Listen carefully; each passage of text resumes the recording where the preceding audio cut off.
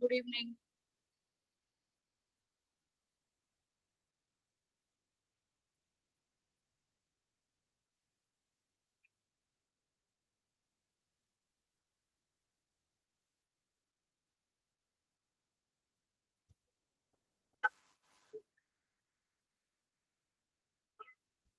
संदीप, आप 6 वाली क्लास नहीं ले पाते क्या?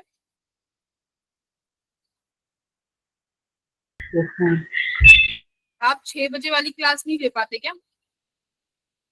नहीं ले पाते। फिर कैसे मैनेज करेंगे आप?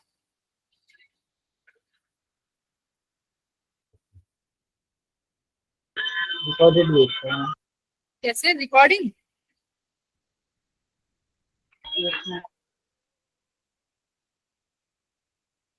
रिकॉर्डिंग से मुझे लगता है इतना समझ नहीं आता, ये आ जाता है।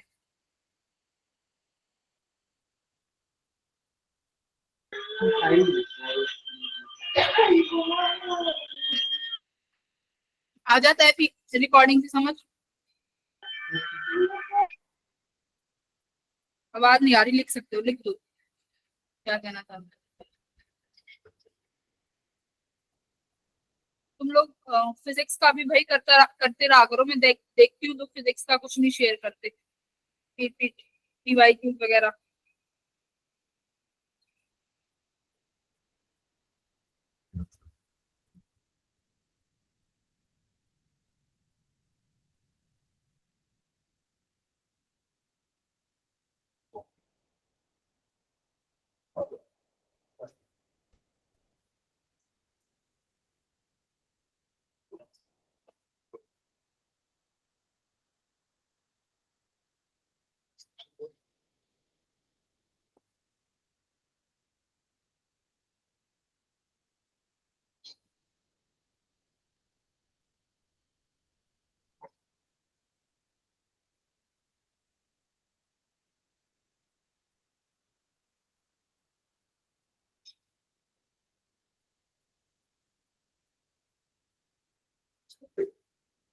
तो आज हम लोग ना तुम्हारा जो टेस्ट हुआ था रोटेशनल का, वो थोड़ा सा डिस्कस कर लेंगे।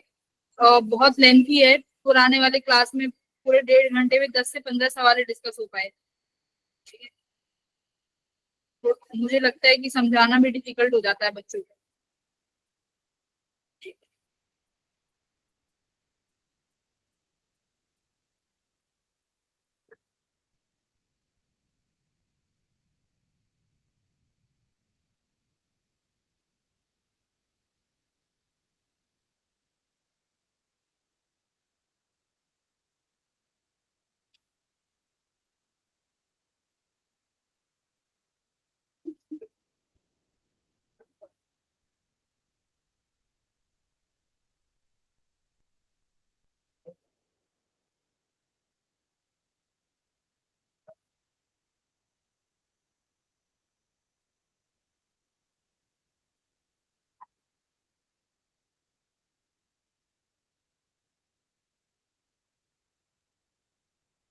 स्क्रीन शेयर हो गई, आवाज आ रही है तुम्हें?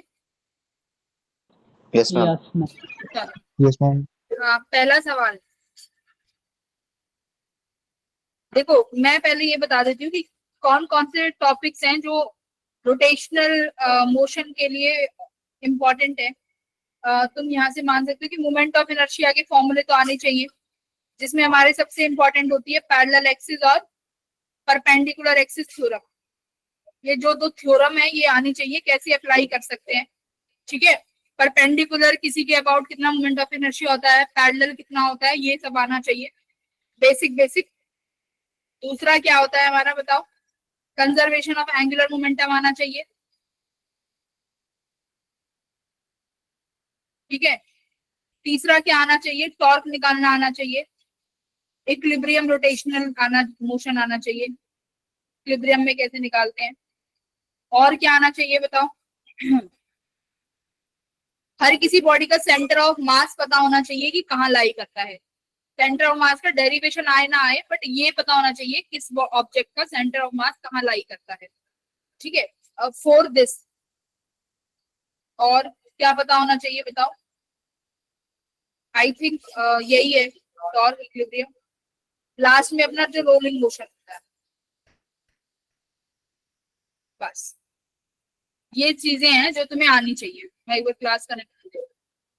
ये 5 चीजें हैं जो जेई में पूछी जाती है।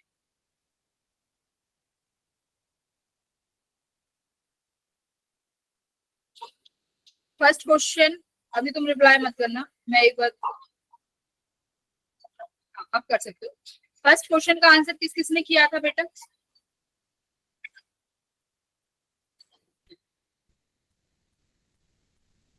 Sumit Aryan, very good.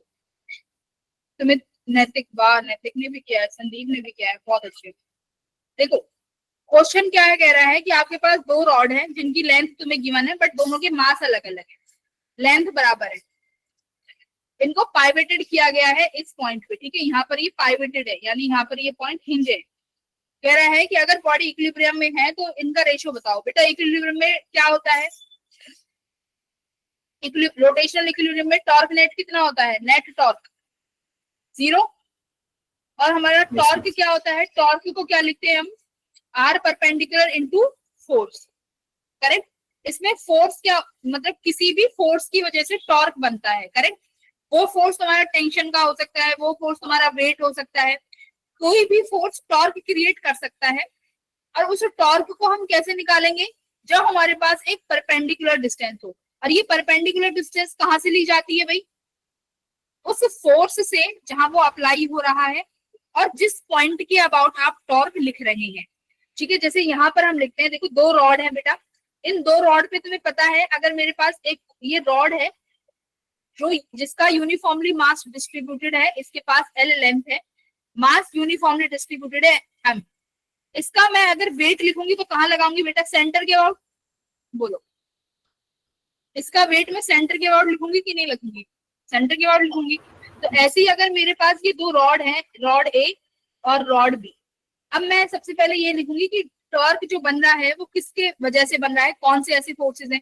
तो भाई यहाँ पर आपका एक वेट लग रहा होगा स्मॉल एम जी, सिमिलरली यहाँ पर एक वेट लग रहा होगा कैपिटल एम जी। बोलो, अब ये तो तुम्हारे फोर्स हो गए। अब हमें क्या लिखना है भाई? टॉर्क लिखना है किसके अबाउट? जो ये पॉइंट पाइवेटेड है, राइट, पाइवेटेड पॉइंट के अबाउट लिखोगे। ये थोड़ा सा ना ऐसे स्ट्रेट बनेगा, ऐसे एकदम स्ट्रेट। अब ये फोर्स है, इस फोर्स की लाइन ऑफ एक्शन को मैं थोड़ा ऐसे एक्सटेंड कर सकती हूँ, ये लाइन ऑफ एक्शन हो गई। और पाइवेटेड पॉइंट से मैंने क्या बोला? पाइवेटेड पॉइंट से उस लाइन ऑफ एक्शन से जो हमारा डिस्टेंस होता है वो हमें लेना है। तो ये परपेंडिकुलर डिस्टेंस मेरे को आर मिल जाएगा कि नहीं मिल जाएगा? तो मैं ए बॉडी का अगर टॉर्क लिखना चाहूँ पाइवेटेड पॉइंट पे तो क्या लिखूंगी भाई? फोर्स कितना लग रहा है? mg। मेरे को बेटा ये परपेंडिकुलर डिस्टेंस जो भी मैंने लिखी है ये कितनी हो जाएगी ये बताओ? ये बीसी मान लेते हैं, ये बीसी कितना हो जाएगा ये आप बता सकते हो कैलकुलेट करके? ये बीसी कितना हो जाएगा? देखो दोनों रॉड्स के बीच में 90 डिग्री का एंगल बन रहा है, ये वाला 30 गिवन है, तो बेटा ये 60 डिग्री का हो गया है। अगर ये 60 है तो ये टोटल कितने डिग्री का एंगल बनेगा? 30 डिग्री का। देखो ये एंगल, इसको थोड़ा तुम ऊपर भी शिफ्ट कर सकते हो, ये 30 डिग्री का बनेगा ना ये एंगल, 30 डिग्री का हो गया। अब ये ऐसे हो गया कि ये वाली लेंथ कितनी हो जाएगी मुझे बताओ? ये लेंथ आप कहोगे मैम ये पाइवेटेड पॉइंट है, यहाँ पर हमारा mg लग रहा है, ये लेंथ l/2 है। आपने इस लाइन ऑफ एक्शन को ऐसे एक्सटेंड कर दिया और ये एंगल 30 बन रहा है, तो ये l/2 का कॉस कंपोनेंट बनेगा। बोलो, तो l/2 का कॉस 30 डिग्री। यहाँ तक किसी को दिक्कत है तो एक बार बोलो, समझ आया सबको? l/2 cos. ऐसे ये टॉर्क b का बन जाएगा mg l/2।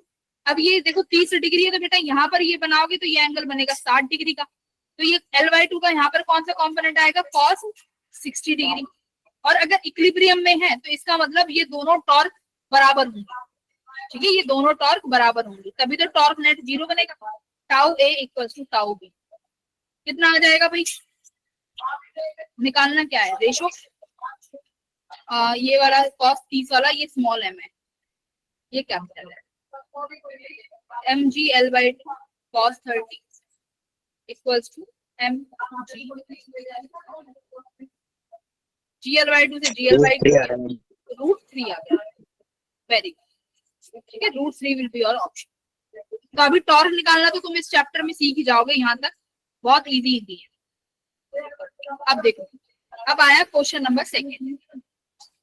Question number second क्या कह रहा है, हमारे पास एक रॉड है PQ जिसके पास मास m है, जिसके पास लेंथ L है। इसको पॉइंट P पे हिंज कर दो, मतलब P पॉइंट पे इसको रोक दिया, मतलब यहाँ से ये पॉइंट हिल नहीं सकता।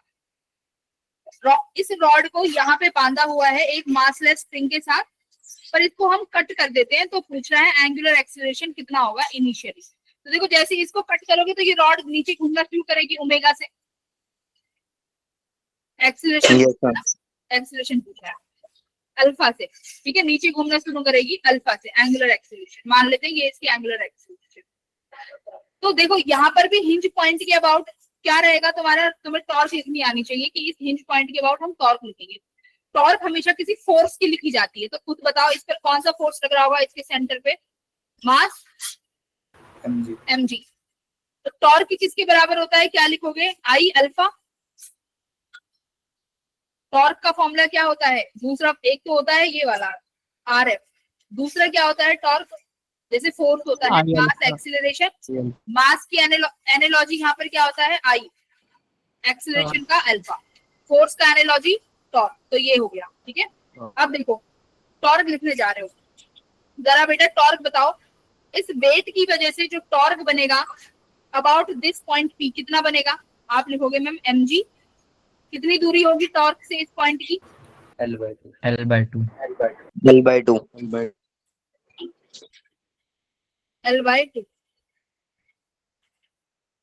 इसको क्या हो रहा है भाई, ये पीर बख्श क्या परेशानी कर रहा है।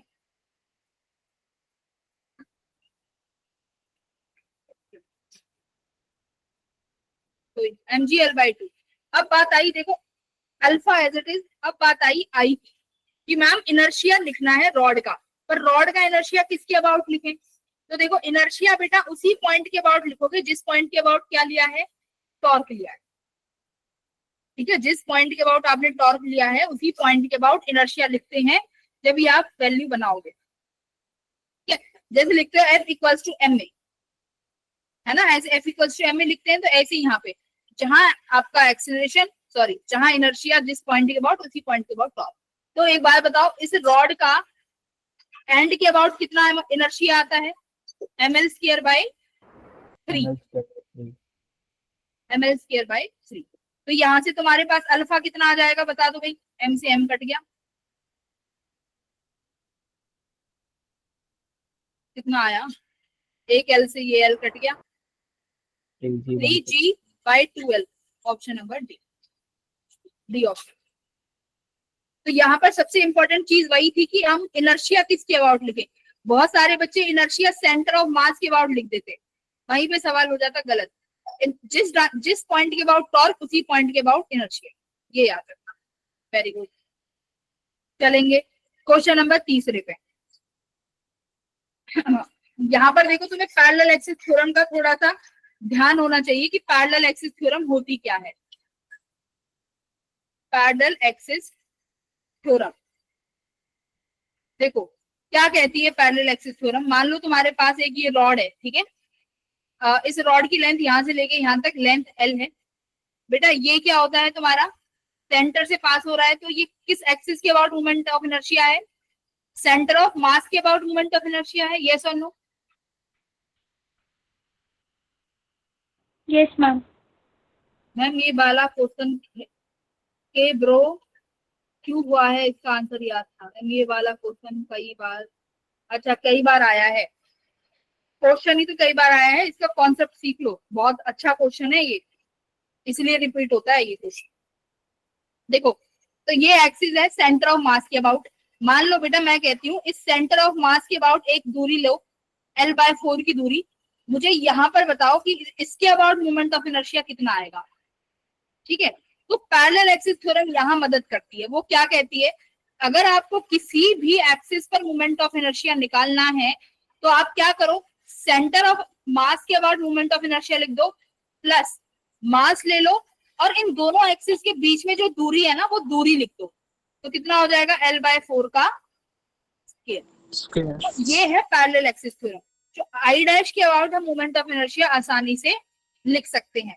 अब याद रखना, अगर I dash perpendicular to the axis है तो तुम्हारा आईसीएम भी क्या होना चाहिए, परपेंडिकुलर टू एक्सिस होना चाहिए। अगर आई डैश, मतलब ये पैरेलल एक्सिस थ्योरम का मतलब ये है कि दोनों एक्सिस कैसी होनी चाहिए, दोनों एक्सिस एक दूसरे का कैसी होनी चाहिए, पैरेलल होनी चाहिए, इसीलिए इसका नाम पैरेलल एक्सिस थ्योरम है। अगर ये दोनों पैरेलल नहीं है, एक इनटू द प्लेन है, सॉरी एक इन द प्लेन है और एक परपेंडिकुलर टू द प्लेन है, क्या ये एक्सिस थ्योरम लगा सकते हो? मैम उसके लिए परपेंडिकुलर एक्सिस थ्योरम लगेगी। क्या कह रहे हो अब्दुल्ला? मैम उसके लिए तो परपेंडिकुलर एक्सिस थ्योरम लगेगी ना। इसके लिए? मैम उसके लिए जिसके लिए आप कह रहे हो। हाँ, मैं क्या कह रही हूँ कि अगर नहीं, परपेंडिकुलर भी नहीं लगेगी उसमें। मैंने बोला कि अगर एक एक्सिस पैरेलल है और एक एक्सिस परपेंडिकुलर है, क्या उसमें पैरेलल एक्सिस लग सकती है? नहीं लग सकती। या तो क्योंकि दोनों एक्सिस पैरेलल होनी चाहिए, ठीक है, तो पैरेलल होने के लिए या तो दोनों एक्सिस को इन द प्लेन होना पड़ेगा या दोनों एक्सिस को परपेंडिकुलर टू द प्लेन होना पड़ेगा। तो बच्चों को पैरेलल एक्सिस थ्योरम भी नहीं लगानी आती, बोल देते हैं, लाइन रट लेते हैं, पर अप्लाई करने में नहीं आता। तो अप्लाई करने में हम लोग ऐसे अप्लाई करेंगे। अब यही क्वेश्चन इसी के ऊपर बेस है। चलो क्या कह रहे हैं, तुम्हारे पास दो रॉड है, मैं ये फर्स्ट रॉड बना देती हूँ, ये रॉड सेकंड है। ये वाला क्वेश्चन किस किस ने अटेम्प्ट किया था?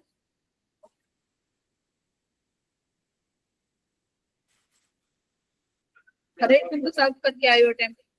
गौरव तो तूने तो तुक्का मारा है, तुझे आंसर याद था। Very good.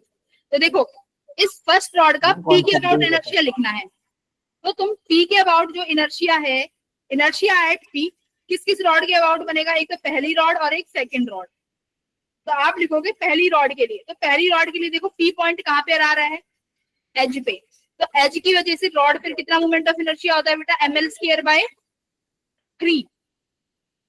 तुम्हारी रॉड के अबाउट दो इनर्शिया निकलते हैं, एक तो सेंटर ऑफ मास पे जो कितना होता है ml स्क्वायर बाय 12, एक निकलता है बेटा एज पे होता है ml स्क्वायर बाय 3। ये याद होते हैं, इसलिए मैंने बोला ये याद रखने की चीजें हैं। अब बात आई I2 की, कि I2 कैसे निकाले, कैसे निकाल सकते हैं भाई I2?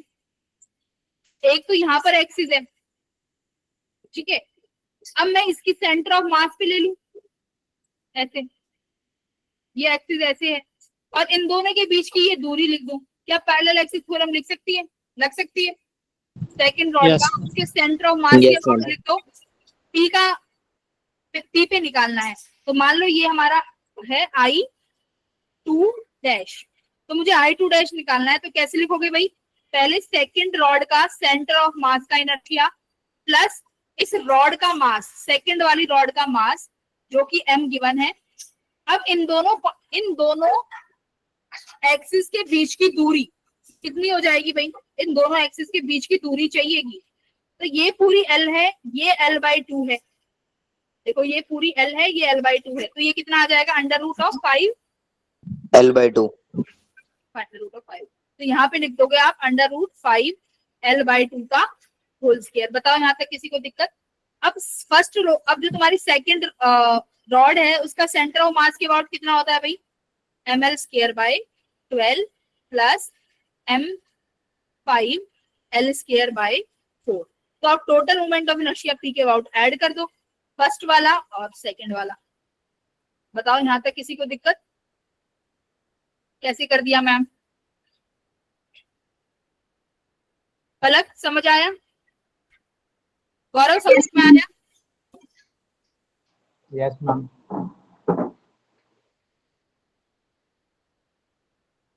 तो सेंटर ऑफ मास के और लिख लिया हम दोनों, उनका दूरी निकाल लेंगे, आराम से आंसर आ जाएगा। तो इसको सॉल्व करके क्या आंसर बनेगा, option number ma'am 5/3 ml square. Check करिए।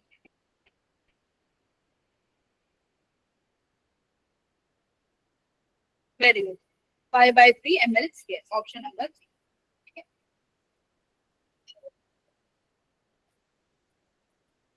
क्वेश्चन नंबर 4, यहाँ पर तुम्हें फर्क, यहाँ पर देखो परपेंडिकुलर एक्सिस थ्योरम क्या कहती है? परपेंडिकुलर एक्सिस थ्योरम कोई बता सकता है क्या कहती है? कोई भी, एनी बच्चा, कौन बताएगा perpendicular axis theorem? Ma'am perpendicular वाली ही नहीं आती है, पैरेलल वाली तो आती है। हैं?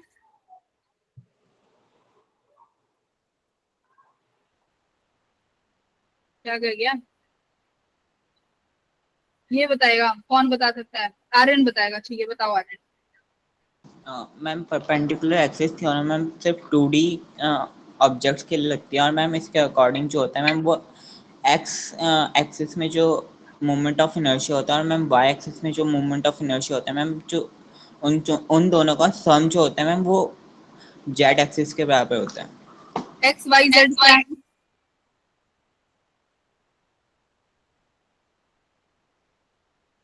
एक्स वाई एक्सिस में ऐसा क्या है? कौन सी एक्सिस होनी चाहिए X Y axis? Aryan? Ma'am तो उसके मतलब अगर हम रिंग ले रहे हैं तो मैम उसके डायमेट्रिक जो एक्सिस होते हैं मैम वो। देखो सही बताया है, पर सही बताया है बट हाँ देखो इसने प्रिंस ने सही बताया।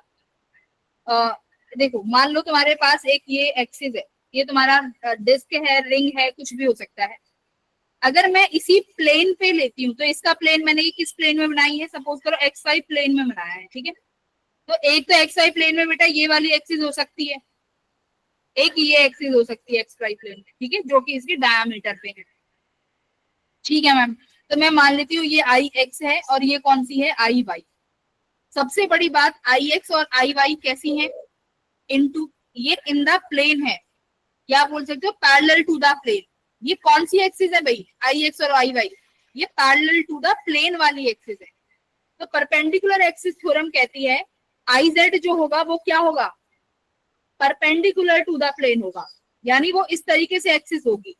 यानी एक कार्डबोर्ड में क्या करो, एक होल करो, उसके बीच में ऐसे पैन आर पार कर दो, तो वो जो आर पार वाली एक्सिस है वो वाली एक्सिस कौन सी बनेगी? आई जेड, है ना, वो परपेंडिकुलर हो गया आई जेड। तो आई जेड का जो मोमेंट ऑफ इनर्शिया होगा, आई जेड का मतलब है यहाँ पर ये प्लेन के परपेंडिकुलर वाली एक्सिस है। बच्चे ये नहीं समझते, आई जेड वो है जो प्लेन के परपेंडिकुलर है। तो आई जेड तब वो आई एक्स प्लस आई वाई के बराबर आता है, और आई एक्स और आई वाई कौन सी वाली है? ये पैरेलल टू द प्लेन है एक्सिस, ठीक है, ये पैरेलल, तब ये हमारा बराबर होता है। अब देखो आई एक्स और आई वाई, ये तुम्हारा डिस्क है, तो डिस्क के बेटा आई एक्स और आई वाई का कितना होता है बताओ? यानी parallel to the plane moment of inertia कितना होता है? mr²/4, ठीक है। तो आई जेड किसके बराबर हो जाएगा? देखो दोनों का ऐड करोगे तो mr²/2 हो जाएगा। क्लियर है इतना? आई थिंक क्लियर होगा, बहुत सही समझा दिया। अब सुनो, अब तुम्हें सवाल में गिवन है भाई मोमेंट ऑफ इनर्शिया डिस्क का अबाउट डायमेट्रिक एक्सिस। तो डायमेट्रिक एक्सिस का मतलब ये कौन सा मोमेंट ऑफ इनर्शिया है? mr²/4, ये वाला गिवन है, ठीक है। The moment of inertia of the disc about a parallel, देखो ध्यान से देखो, about a parallel axis at a distance r/2 from the centre. तो सिंपल सी बात है, फिर से पैरेलल एक्सिस थ्योरम लगानी पड़ेगी कि मेरा यहाँ से जो मोमेंट ऑफ इनर्शिया है अबाउट डिस्क के सेंटर पे, मान लो ये मुझे कितनी दूरी पे निकालना है भाई? r/2 पे, तो ये r/2 दूरी हो गई। मान लेते हैं ये I1 है, तो इस I1 के अबाउट पूछा है कि I1 का मोमेंट ऑफ इनर्शिया कितना होगा? तो कहोगे मैम हमें तो ICM का पता है, तो हम ये लगा सकते हैं I1 किसके बराबर हो जाएगा? ICM प्लस इस रिंग का मास, डिस्क का मास, इन दोनों एक्सिस के बीच की दूरी कितनी है? इन दोनों एक्सिस के बीच की दूरी mr/2 का स्क्वायर, ठीक है। तो सेंटर ऑफ मास कौन सा हो गया भाई? डायमेट्रिक वाली एक्सिस। डायमेट्रिक वाली एक्सिस का कितना मोमेंट ऑफ इनर्शिया गिवन है ऑलरेडी? 25। तो यहाँ पे मैं डायरेक्ट 25 लिख दूं, प्लस, और देखो ये भी mr²/4 बनेगा जो कि 25 के बराबर है। तो कितना आ गया तुम्हारा I1? 50 आ गया, 50। ठीक है। तो जिसको पैरेलल एक्सिस थ्योरम लगानी आती है वो मोमेंट ऑफ इनर्शिया में कभी मार नहीं खाएगा, बहुत इजी है, ठीक है। क्वेश्चन नंबर 5 किस किसने किया? अब देखो एक गलत चीज है। और देखो, मेरी बात यहाँ पर एक चीज देखो, यहाँ पर दोनों एक्सिस पैरेलल है ना एक दूसरे के। देखो ये जो ICM है ये भी पैरेलल है प्लेन के, I1 भी प्लेन के पैरेलल है, तो ये एक दूसरे के भी पैरेलल हो गई। ठीक है, तो इसलिए यहाँ पर परपेंडिकुलर पैरेलल एक्सिस थ्योरम लग सकती है। अब 5वें क्वेश्चन की बात करते हैं। देखो इसका ना डायरेक्ट भी आता है, जिससे तुम्हें कुछ भी ना करना पड़े, डायरेक्ट फॉर्मूला लगाओ और आंसर आएगा, जैसे हम लोग उसमें करते थे ना NLM में। क्यों गलत तो नहीं आना चाहिए था?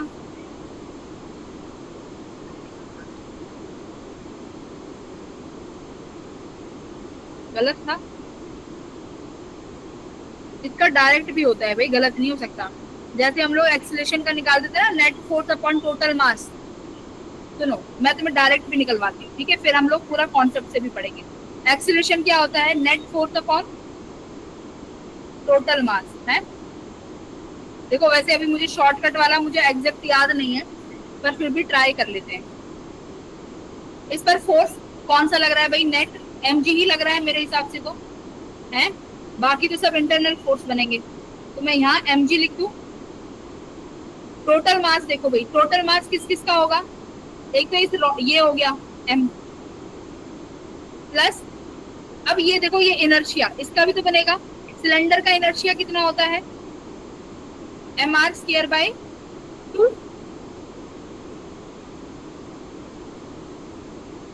mr²/2 हो गया ना। तो इस मास की एनालॉजी यहाँ पे क्या लिखते हैं? मास की एनालॉजी यहाँ पे यही होती है ना, टोटल मास।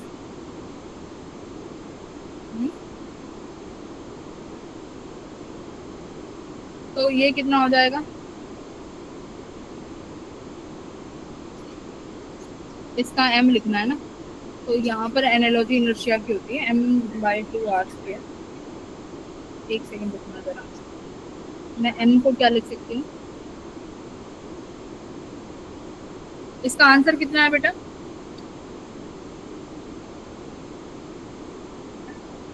मैम शायद 2g/3 है। 2g/3 है ना।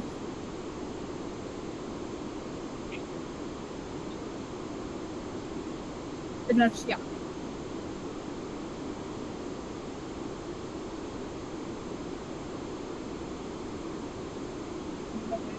सॉलिड सिलेंडर है। सॉलिड का कितना बनेगा? सॉलिड सिलेंडर का mr²/2 होता है कि mr² होता है सॉलिड का?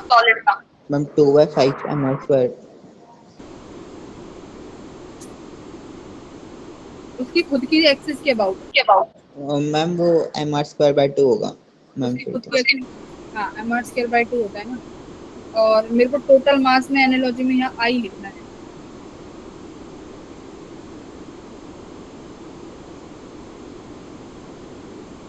अगर मैं I/r² लिखूं, एक बार देखना, mg/m plus m/2 r²/r²। r² से r² कट गया। ये बेटा एक बार सॉल्व करना आता है क्या? 2/3 m से m कैंसिल हो जाएगा, यहाँ बचेगा g 2m प्लस m। आ तो गया, m हटा दो, यही 3g/2 आ रहा है ना, 2g/3 आ रहा है ना, तो ऊपर चला जाएगा 2g/3। बोलो ठीक है। देखो डायरेक्ट शॉर्टकट से भी आता है। मैं तुम्हें शॉर्टकट एक बार दोबारा बता दो। मैंने लास्ट ईयर अपने बच्चों को कराया था। इसमें ये तो एक ही पुली दे रखी है, तुम्हें 10 पुली दे दें, तुम्हें 10 ये मास लगा के दे दे, तुम्हें एक ही फॉर्मूला आना चाहिए, ये वाला याद आ गया। क्या है एक्सीलरेशन निकालने का तरीका? Net force upon total mass. हमने यही तो सीखा है। नेट फोर्स बेटा यहाँ पे लग क्या रहा होगा? mg। बाकी तो सब ये टेंशन लग रहे होंगे। देखो इस पुली को घुमाने का काम भी तुम्हारा टेंशन वाला फोर्स कर रहा है, बट ये स्लिप नहीं हो रही। इसका मतलब क्या है कि रस्सी के साथ साथ तुम्हारी पुली भी क्या हो रही है? रोटेट हो रही है, तभी तो वो स्लिप नहीं हो रही रस्सी। यहाँ पर नेट फोर्स तो mg हो गया। टोटल मास देखो, एक तो इसका वेट हो गया m, और दूसरा किसका वेट होगा? इस पुली का। पुली वेट मासलेस नहीं है, पुली के पास खुद का मास है। तो हमारे पास यहाँ पर हम मास क्या लेते हैं भाई? इनर्शिया। रोटेशन में हमारे पास मास का एनालॉजी क्या होता है? Moment of inertia. तो मैं यहाँ पर I बाय आर स्क्वायर लिख दूं तो मास नहीं आ जाएगा? तो इनर्शिया क्या होता है? m r स्क्वायर, यही तो है। अगर मेरे को मास चाहिए तो I बाय आर स्क्वायर लिख दो तो आ जाएगा ना मास। और ये मोमेंट ऑफ इनर्शिया यहाँ पे सॉलिड सिलेंडर है तो सॉलिड सिलेंडर का ले लिया। अब हो सकता है कई बार डिस्क दे देते हैं यहाँ पे, सॉलिड डिस्क, तो डिस्क का इनर्शिया लिख देना। मान लो सॉलिड वो दे दें तुम्हें, दूसरा क्या होता है सॉलिड स्फीयर, जो भी दे दे, आई चेंज करते जाना, एक्सीलरेशन आ जाएगी तुम्हारी यहाँ से। अब यहाँ पर ये वैल्यू रखो, तुम्हें 1 सेकंड में 2g/3 मिल जाएगा।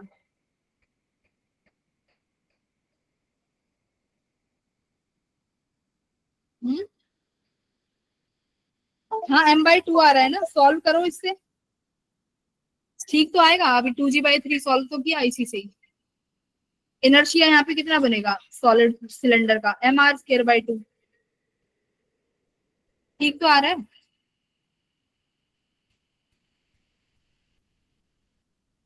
ये तुम्हारे शॉर्टकट हैं भाई, I बाय आर स्क्वायर, ये शॉर्टकट है। I बाय आर स्क्वायर, मास लेना है ना, मास। तो मास कैसे बनेगा? इनर्शिया का फॉर्मूला क्या होता है? mr²। मेरे को तो सिर्फ मास चाहिए ना, तो वो मास I बाय आर स्क्वायर की फॉर्म में जाएगा।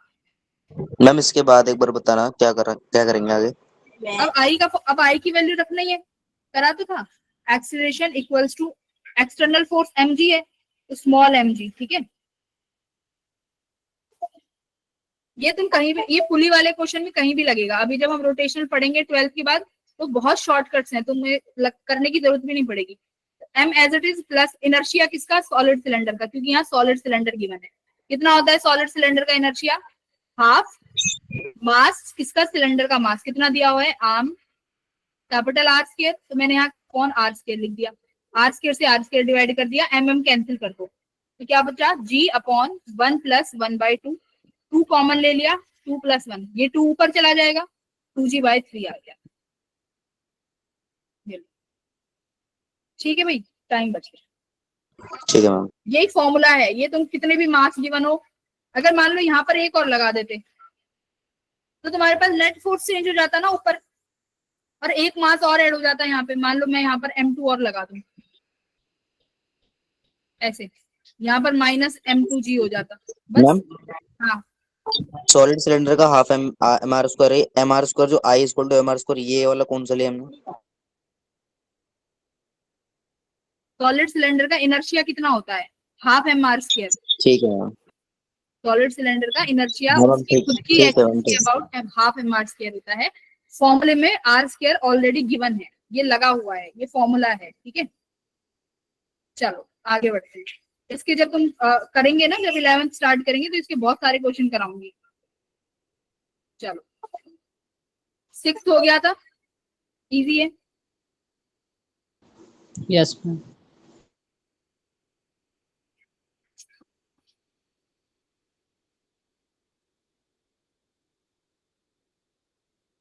अरे वो डिपेंड करता है ना बच्चों पे भी, वो थोड़े से हैं बच्चे ठीक है, वो थोड़े।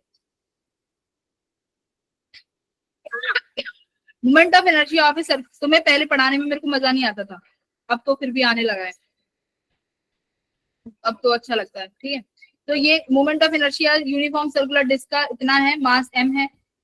एज के अबाउट पूछा है, निकाल दोगे? अब देखो एज के अबाउट ये कौन सा पूछ रहे हैं, देखो सुनो मेरी बात, यहाँ पे बात आई, एज के अबाउट पूछ तो रहे हैं, बट कौन सा? Normal to the disc, correct. तो नॉर्मल टू द डिस्क ऐसे बनेगा ना, इसका मतलब क्या है? एक नॉर्मल का मतलब होता है परपेंडिकुलर है तुम्हारे उस डिस्क के। तो एक बात बताओ, अगर मुझे यहाँ सेंटर ऑफ मास के अबाउट लेना है तो सेंटर ऑफ मास का कौन सा लूं? एक्सिस के प्लेन में लूं या प्लेन के परपेंडिकुलर लूं? अगर मेरे को पैरेलल एक्सिस थ्योरम लगाना है, वो तो लगा दूंगी। मेरे को ये बताओ सेंटर पे मोमेंट ऑफ इनर्शिया कौन सा लेना है? अरे सेंटर से ही लूंगी भाई, गर्व, सेंटर से तो लूंगी। ये डिस्टेंस r है। अब बात आई कि डिस्क का पूछ रहा है ना, तो डिस्क का भी देखा था हमने, पैरेलल टू द प्लेन क्या आता है? Inertia mr²/4। Perpendicular to the plane आता है क्या? mr²/2। तो मेरा सवाल है कौन सा वाला लूं? वेरी गुड, परपेंडिकुलर, क्योंकि ये वाली जो एक्सिस इन्होंने पूछी है ना, परपेंडिकुलर पूछी है, तो ये आईसीएम जो तुम लगाने जाओगे, ये आईसीएम भी परपेंडिकुलर वाला लेना। तो आई थिंक आई डैश बहुत फटाफट निकाल लोगे तुम, आईसीएम प्लस एमआर स्क्वायर करके, ठीक है। तो 3/2 आ जाएगा, आईसीएम एमआर स्क्वायर बाई 2 है, हाँ MR square by 2 plus MR square 3/2 MR. उस लास्ट क्लास में समय इसलिए भी लग गया था क्योंकि उन्हें 5वां क्वेश्चन डिटेल में कराया था। 7th हो जाएगा भाई, सीधा सीधा आर क्रॉस एफ करना है। Yes ma'am. मैं नहीं कराऊंगी इस क्वेश्चन को, टॉर्क मैं आर में तो हो गया था। हाँ चलो अच्छी बात है। 8th भी हो गया होगा,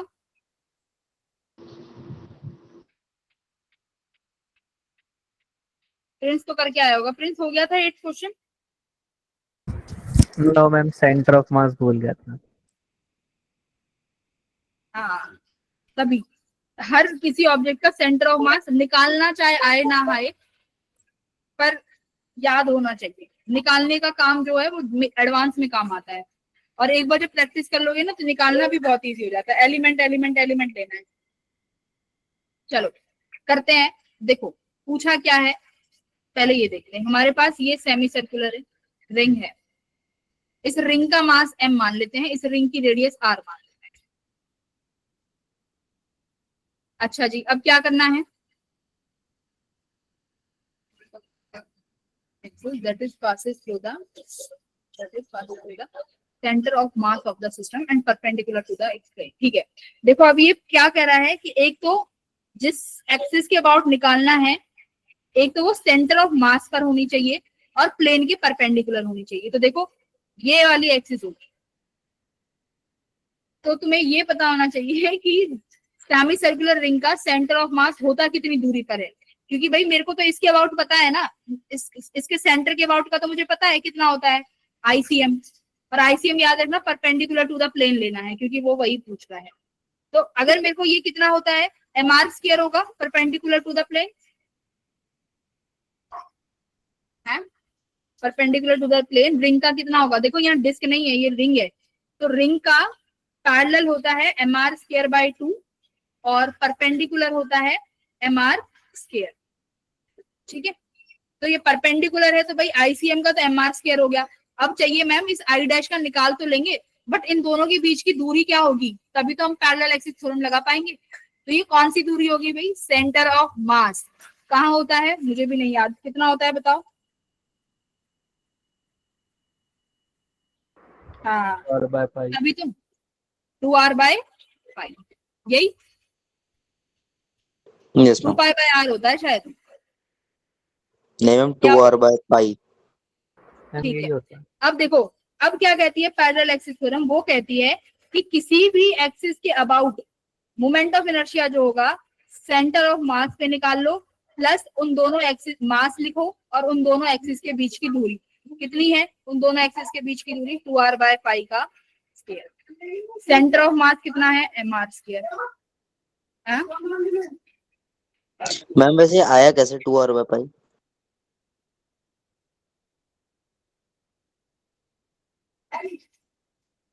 क्या कैसे आया, 2r/π। इसके लिए तो तुम्हें वो पढ़ना पड़ेगा, वो क्या कहते हैं सेंटर ऑफ मास पढ़ना पड़ेगा। ठीक है, तो आईसीएम एज इट इज अब की बार हमारे पास आई डैश वाला है। आईसीएम तो ये हो गई ना, सेंटर ऑफ मास पे तो ये पास हो रही है। ठीक है, तो यहाँ कितना हो जाएगा एमआर स्क्वायर, आईसीएम नहीं पता, निकालना चाहते हैं एम, तो जो भी है इसको कर लेना भाई 4r स्क्वायर कर लोगे। Yes ma'am. तो अब की बार सेंटर ऑफ मास वाले पे निकालना है, जो कि हमें मालूम ही नहीं है, हमें इस वाले पे पता है इसकी रिंग इसके सेंटर पे कितना होगा, बट वो सेंटर है ज्योमेट्रिक सेंटर, वो सेंटर ऑफ मास नहीं है। ठीक है, तो ये शुड बी और आई डैश। तो यहाँ से देख लेना क्या बनेगा, थोड़ा सा सी आ रहा है, इधर माइनस में आ जाएगा। हाँ माइनस वाला ही आएगा, तो ऑप्शन नंबर सी अपने आप हो जाएगा। मोमेंट ये याद करने पड़ेंगे, ये 2r/π सेंटर ऑफ मास क्यों आया, ये सेंटर ऑफ मास में पढ़ते हैं। तो ये कुछ ऐसी चीज नहीं है जो सबको, जो तुम्हें नहीं पता बाकी सबको पता है, ऐसा कुछ नहीं है, जब तुम पढ़ोगे तो तुम्हें भी मालूम चल जाएगी, डोंट वरी। ये रटा रटा के भेजूंगी जब तुम पेपर देने जाओगे तो। क्वेश्चन नंबर 9 बताओ। मैम गलत कर दिया था। गलत कर दिया? देखो रोटेशनल ऑप्शन इक्विलिब्रियम बी है। में, हाँ रोटेशनल इक्विलिब्रियम में टॉर्क नेट तो क्या होना चाहिए? Must must must must ma'am zero zero होना होना चाहिए। तो टॉर्क नेट तो मस्ट जीरो होना चाहिए, यहाँ में है सॉरी, तो इसे हटा देंगे। अब बात आई फोर्स की। देखो Force अभी में हमने भी रोटेशन, अगर अभी एक बात बताओ, अगर फोर्स नहीं होगा तो क्या टॉर्क होगी? अगर फोर्स ही नहीं है तो No, टॉर्क ma'am. बन पाएगी? नहीं बन पाएगी। ठीक है, तो ये जरूरी नहीं है कि एफ नेट जीरो हो, उस पर्टिकुलर पॉइंट के बाद टॉर्क जीरो होनी चाहिए रोटेशनल इक्विलिब्रियम के लिए। तो एफ नेट में भी लिख सकते हो, एफ नेट का में भी होगा, फोर्स का नहीं होगा। अभी ये फोर्स का क्यों नहीं होगा, ये अभी तुम क्वेश्चन 1-2 करोगे, वहां पर पता चल जाएगा कि क्यों नहीं होगा। F net must be. 10th हो गया था बेटा? 10th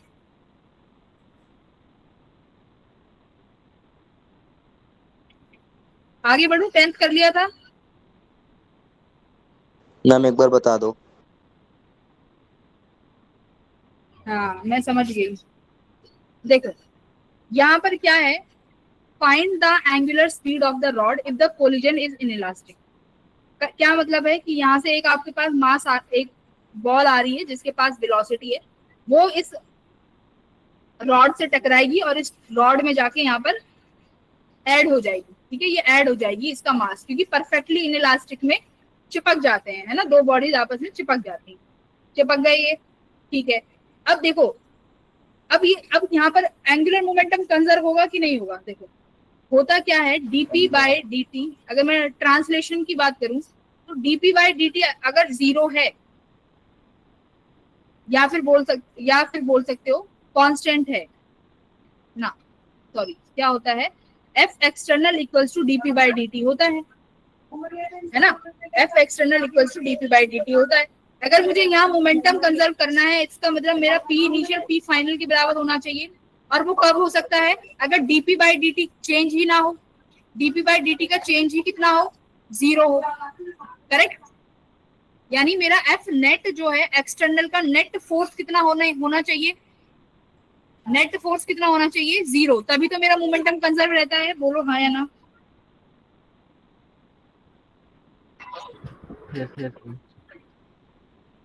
Aryan yes ma'am.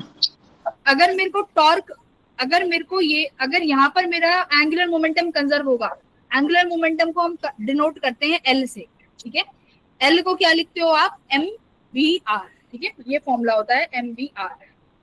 और दूसरा फॉर्मूला क्या होता है? आप कहोगे मैम मोमेंटम होता है मास इनटू वेलोसिटी, तो यहाँ पे p का जो एनालॉजी है वो है l, मास का है i और v का है ओमेगा। तो l का फॉर्मूला क्या हो जाएगा? i omega. देखो याद मुझे भी नहीं रहते ये, लेकिन एनालॉजी तो हमें मालूम है ना, एल आई ओमेगा हो गया, तो बस ठीक है, ये दो फॉर्मूले आ गए। अब यहाँ पर क्या होगा, अगर इसका सेंटर ऑफ मास देखोगे तो सेंटर ऑफ मास के अबाउट जितने भी फोर्सेस हैं सबका टॉर्क क्या हो रहा होगा? सबका टॉर्क जीरो हो रहा होगा। तो यहाँ पर हम क्या कह सकते हैं कि यहाँ पर भी हमारे पास एंगुलर मोमेंटम कंजर्व है। ये question conservation of angular momentum पे है, और ये समझ लो ये इतना इंपॉर्टेंट टॉपिक है, यहाँ से तो सवाल आ ही जाते हैं। तो आप कह सकते हो मैम एल इनिशियल जो है एल फाइनल के बराबर है, कह सकते हो। तो पहले कुछ इनिशियली देखते हैं कि इनिशियली कंडीशंस में हो क्या रहा है। तो इनिशियली पहले रॉड देखते हैं। हमारे पास ये रॉड है भाई, इस रॉड के पास m मास है, ठीक है। इसके पास अगर मास m यूनिफॉर्मली डिस्ट्रीब्यूटेड है तो इसका सेंटर ऑफ मास इसकी ज्योमेट्रिकल एक्सिस, ज्योमेट्रिकल सेंटर पे ही होगा, जो कि कितने पे होगी? l/2 पे। क्लियर है? इसका ज्योमेट्रिकल जो इसका सेंटर ऑफ मास है वो इसके ज्योमेट्रिकल सेंटर पे ही होगा, l/2 दूरी पे। अब देखो, अब तुमने एक और m मास यहाँ ऐड कर दिया भाई, आपने एक और मास यहाँ ऐड कर दिया, तो मैं इसको ऐसे लिख सकती हूँ कि एक मास जो यहाँ नया ऐड हुआ है और एक इस रॉड का मैंने सारा मास इसके सेंटर पे मान लिया m, और इन दोनों में कितनी दूरी है, L/2। तो इन दोनों मासेस का जो सेंटर ऑफ मास बनेगा वो कहाँ बनेगा भाई, इन दोनों के बीच में, इन दोनों मास के बीच में, जो कितना हो जाएगा, कितना हो जाएगा, L/4 है भाई, बताओ इतना क्लियर हुआ, सेंटर ऑफ मास में क्यों चेंज हुआ,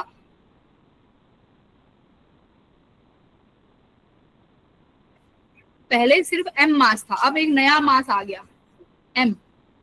तो अब उन दोनों का देखोगे कि उन दोनों के बीच में जो सेंटर ऑफ मास होगा वो उन दोनों के बीच में होगा, तो वो कहीं L/4 पे आ गया। चलो बस अब यही था समझने की चीजें, करो। इनिशियली कितना है, एग्जैक्टली L/2 पे ही होगा क्या मैम, ये एग्जैक्टली L/2 ही होगा इन दोनों के बीच में डिस्टेंस। हाँ वो ज्योमेट्रिकल एक्सिस है ना, L/2 तो सिर्फ रॉड की हाफ लेंथ हो जाएगी, तो मैम वो सर्कल की रेडियस नहीं आएगी। सर्कल ये इसका रेडियस बहुत स्मॉल होगा, इसका कुछ नहीं है, इसका इनर्शिया नहीं लेना, सेंटर ऑफ मास तो इस रॉड की वजह से ही लोगे, तो इस रॉड का जो सेंटर ऑफ मास आता है वो इसकी ज्योमेट्रिकल एक्सिस पे ही आएगा, L/2 पे। तो सेंटर ऑफ मास का मतलब क्या होता है ये बताओ, सेंटर ऑफ मास का तुम क्या समझते हो, कि मैं जो सारा मास इधर उधर पड़ा हुआ है उन सबको एक ऐसी जगह रख दूं और तुम्हारे सिस्टम पर कोई फर्क ना पड़े, यही होता है सेंटर ऑफ मास का मतलब। जो मास इधर उधर पड़ा हुआ है और मैं उसको एक जगह रख दूं और मेरा जो सिस्टम है उस पर कोई ज्यादा फर्क ना आए, वही तो सेंटर ऑफ मास है। तो ये रॉड जो है, इसका रॉड का टोटल मास m है। अब मैं क्या कर दूं, इसका सेंटर ऑफ मास इसके बीच में ले दिया, इसका मतलब क्या है कि यहाँ पर एक पार्टिकल है जिसका खुद का मास m है, तो ये दोनों अब मैं इसको पॉइंट मास की तरह ट्रीट कर रही हूँ अभी फिलहाल, कि ये m है, ये m है, इन दोनों के बीच में L/2 था। अब इन दोनों का जो सेंटर ऑफ मास होगा वो इन दोनों के बीच में होगा, वो कहाँ हो जाएगा भाई, L/4 दूरी पे, बोलो L/4 में, टोटल डिस्टेंस था ये L/2, तो बीच में L/4 आ जाएगा, ठीक है। इनिशियली देखो किसके पास वेलोसिटी है भाई, तुम्हारे मास के पास, तो यहाँ पर लिखोगे तुम mvr, करेक्ट, ये हो गया इनिशियली, क्योंकि इनिशियली तुम्हारा जो रॉड है उसके पास कोई वेलोसिटी कोई ओमेगा कुछ नहीं है। अब लिखेंगे L फाइनल, तो अब फाइनल की बात आई बेटा, अब फाइनल कैसे लिखोगे देखो, अब फाइनल तुम्हारा यहाँ पर एक सेंटर ऑफ मास है, तो इस रॉड का तो तुम IC यहाँ पर लिखा लोगे ना, मोमेंट ऑफ इनर्शिया I', इस नए के अबाउट, नए पॉइंट के अबाउट, तो I' क्या हो जाएगा, I' क्या हो जाएगा, पैरेलल एक्सिस थ्योरम लगाओगे, यहाँ पर था ICM, तो तुम लिखोगे मैम ICM प्लस कितना दूरी है m, L/4 का स्क्वायर, ये रॉड का हो गया, प्लस दूसरा ये दोनों मास पार्टिकल है, इन दोनों मास मतलब ये ऊपर वाला मास है एक, इस मास का इस एक्सिस से कितनी दूरी होगी, इसका मास m है, इस एक्सिस से इसकी दूरी भी कितनी है, L/4 का, ये फाइनल है। ICM कितना होता है, ml²/12, ये ml²/4 प्लस ml²/4, ये तुम्हारा इनर्शिया हो गया भाई। ओमेगा कहाँ रह गया, आई ओमेगा होता है ना, आई ओमेगा, तो ओमेगा साइड बाय साइड चल रहा है, तो ये कितना बनेगा यहाँ से मैम L/4 का स्क्वायर है।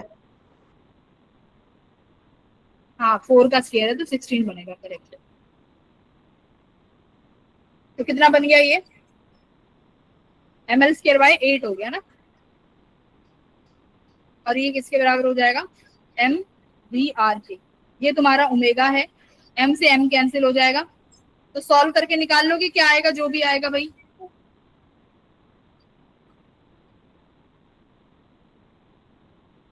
कुछ गड़बड़ तो नहीं हुई, एक बार देख लो, चेक कर लो, आई थिंक ठीक ही है।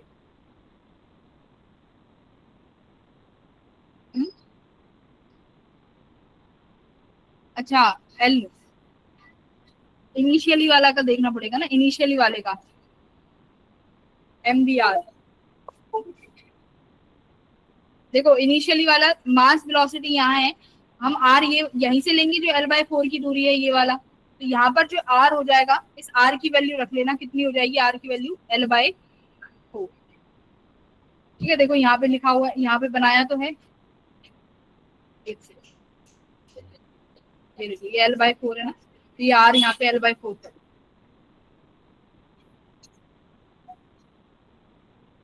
11th हो गया था। 11th ऐसा क्वेश्चन है जो सबसे बन जाना चाहिए। रेडियस ऑफ गायरेशन बन गया था।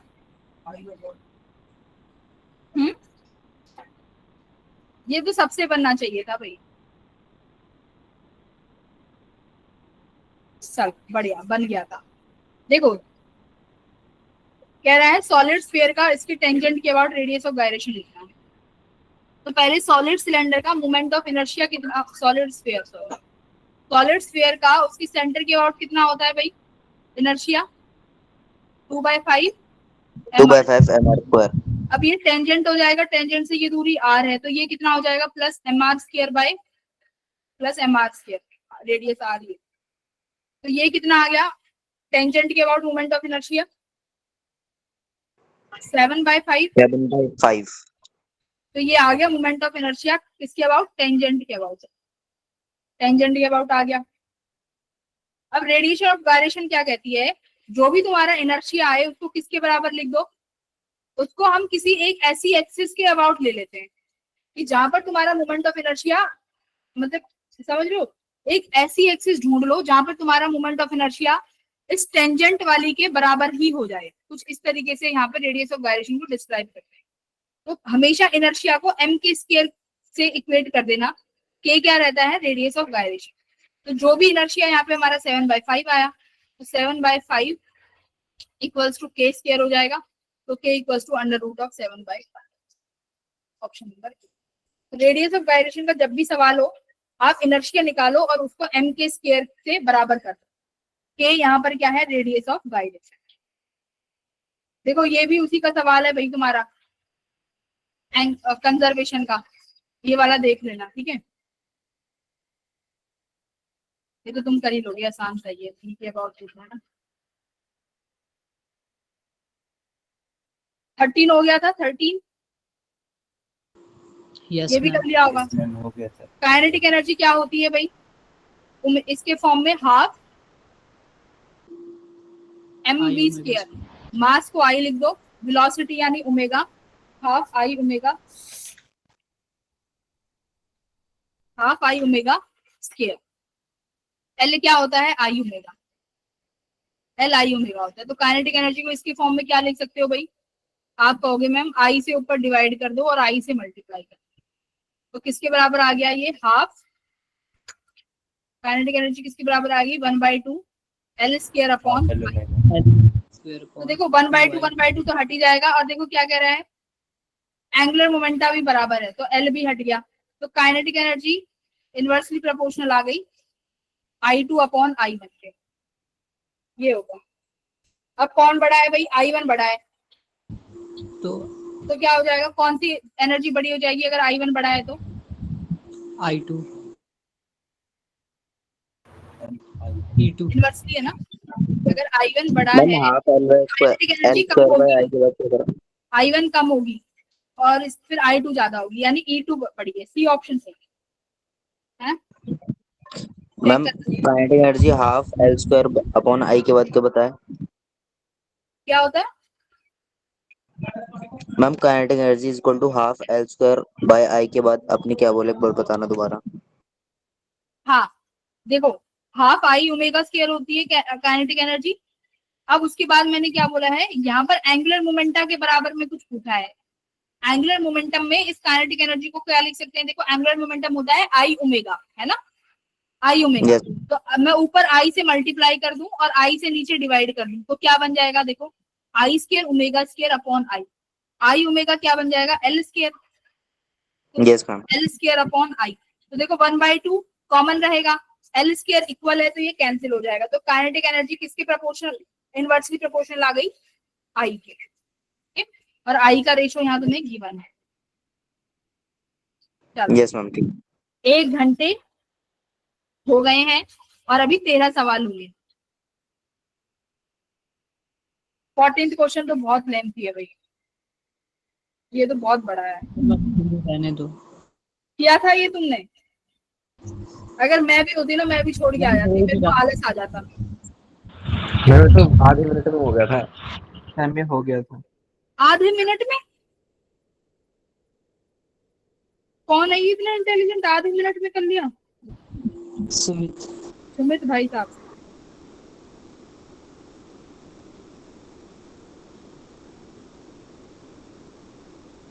आर्यन जीरो क्या बता रहे थे तुम?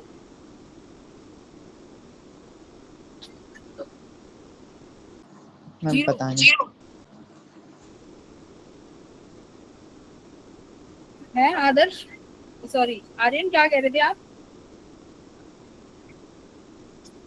मैम भूल गया। लिखा हुआ है ना जीरो, पता नहीं कौन से क्वेश्चन से कह रहे थे। चलो 14th क्वेश्चन एक सुमित ने अटेम्प्ट किया है बस, राइट? मैम किया है मैंने। समीर नहीं आया आज क्लास में? ये समीर आज फिर छुट्टी पे है। समीर, समीर आया तो है पर बोल नहीं रहा। समीर, या तो ये बच्चे बहुत इंटेलिजेंट है देखो, जिन्हें टीचर के पढ़ने से पढ़ाने से कोई मतलब उन्हें कुछ फर्क ही नहीं पड़ रहा है। समीर क्लास में आते हैं, किसी और की वीडियो चल रही होती है, कुछ और देख रहे होते हैं। ऐसे बच्चे भी हैं, क्लास में रिस्पॉन्स ही नहीं कर रहे हो, क्या फायदा है फिर ग्रुप में?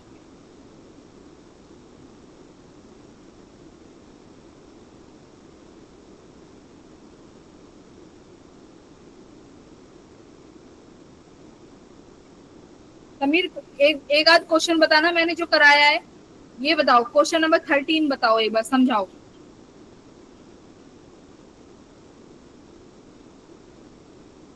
है बोलो।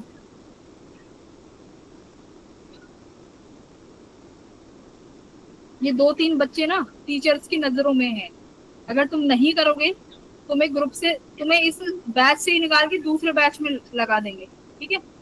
उस बैच में तुम कुछ भी करो, टीचर को मतलब ही नहीं है तुमसे। तुम्हारी जो जो मर्जी तुम वो करो, पढ़ो मत पढ़ो, क्लास में आओ मत आओ। अगर तुम ऐसा चाहते हो तो बता दो।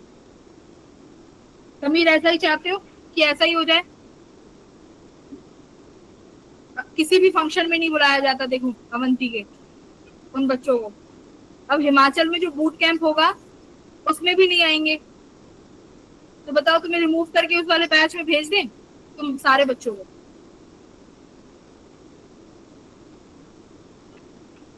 सारों को मैम नहीं, तो कुछ है 2-3।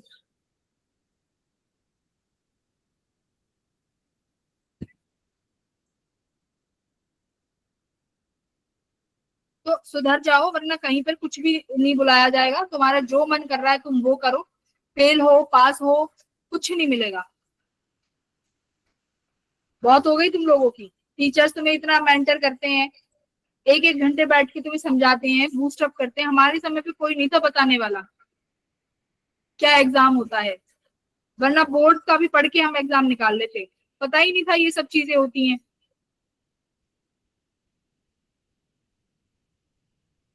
तुम्हें सब चीजें मिल रही है, प्रोवाइड करा रहे हैं, टीचर्स मेंटरिंग कर रहे हैं। कहीं बच्चे को, कहीं बच्चा कहीं स्ट्रेस में ना हो, कहीं बच्चे को डिमोटिवेशन ना हो गया हो, पर बच्चों को तो फर्क ही नहीं पड़ रहा है।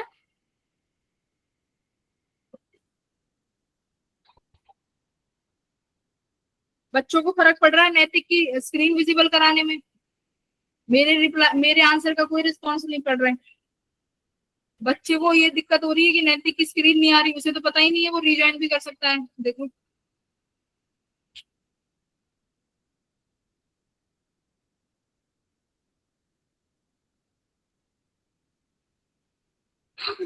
अनवांटेड चीजें होती है ना, उन पर ध्यान जा रहा है तुम लोगों का, मैं देख रही हूँ। अनवांटेड चीजों पे, और ये गर्व खासकर। इस गर्व का तो कुछ करना गर्व का तो कुछ करना पड़ेगा। गर्व सुधर जा।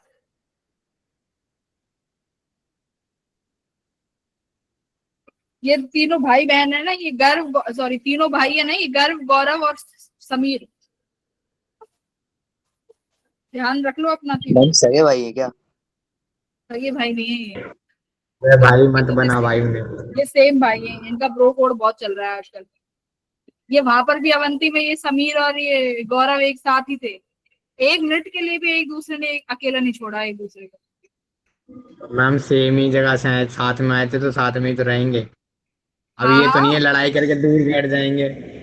लड़ाई की तो बात ही नहीं आई, लड़ाई की तो मैं बोल ही नहीं रही। मैम जब जिसको जानते हैं ज्यादा अच्छे से उसी के साथ तो बात बैठेंगे। अब ये तो है नहीं जिसे जानते नहीं जाके उससे जाके चेप हो गए। तभी तो भाई बोल रही हूँ ना, तभी तो भाई हो ना तुम दोनों। फिर इसमें भाई बोलने में इतना हर्ट क्यों हो रहा है गौरव, बता। भाई ना बोलूं है, ना बोलूं तो तू कहे तो ना बोलूं आज से।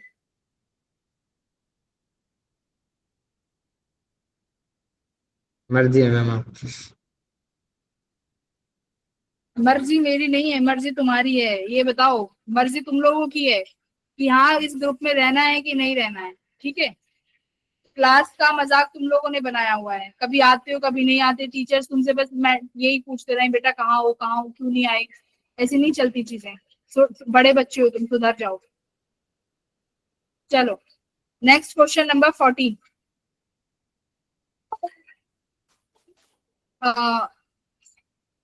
चल गौरव बताएगा। गौरव इसमें क्या कर सकते हैं बताओ, इसमें क्या कर सकते हैं कि हमारा आंसर आ जाए। 1 मिनट। हाँ 1 मिनट पढ़ के बता। मैंने अटेम्प्ट नहीं करा था, नहीं वाला। मैं अच्छा, पढ़ के बता। मुझे सुना बंद कर दे मैम।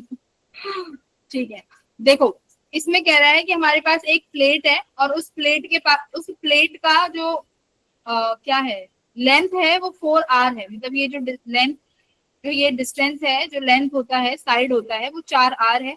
इस पूरी प्लेट का मास m है, ठीक है।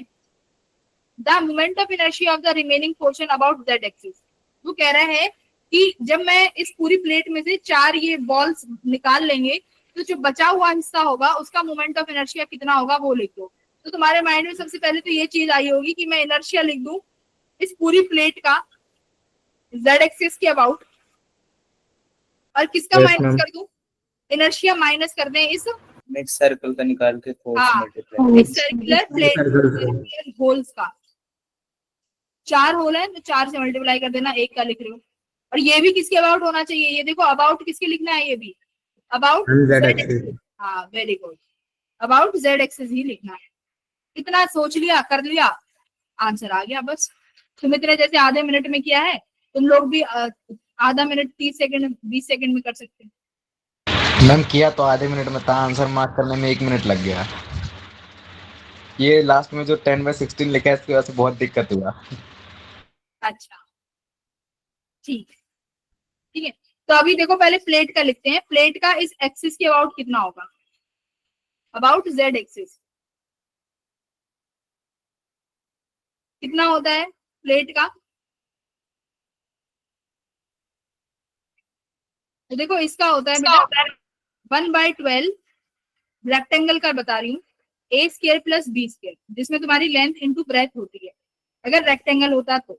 अगर ये स्क्वायर है तो बेटा इसका लेंथ भी a है और इसका विड्थ भी a है। तो ये कितना हो जाएगा मेरा, देखो 1/6 of mass into a square, ठीक है। a कितना गिवन है तुम्हें, a स्क्वायर हो गया 2a स्क्वायर हो गया। हाँ तो Okay, इससे ma'am, दिया ना नीचे। 2/2। तो r a कितना है हमारा 4r का स्क्वायर। तो ये तो तुम्हारा प्लेट का हो गया भाई, ठीक है प्लेट का हो गया। अब लिखना है हमें किसका, इन सर्कल्स का। तो चलो सर्कल का लिखना शुरू करते हैं।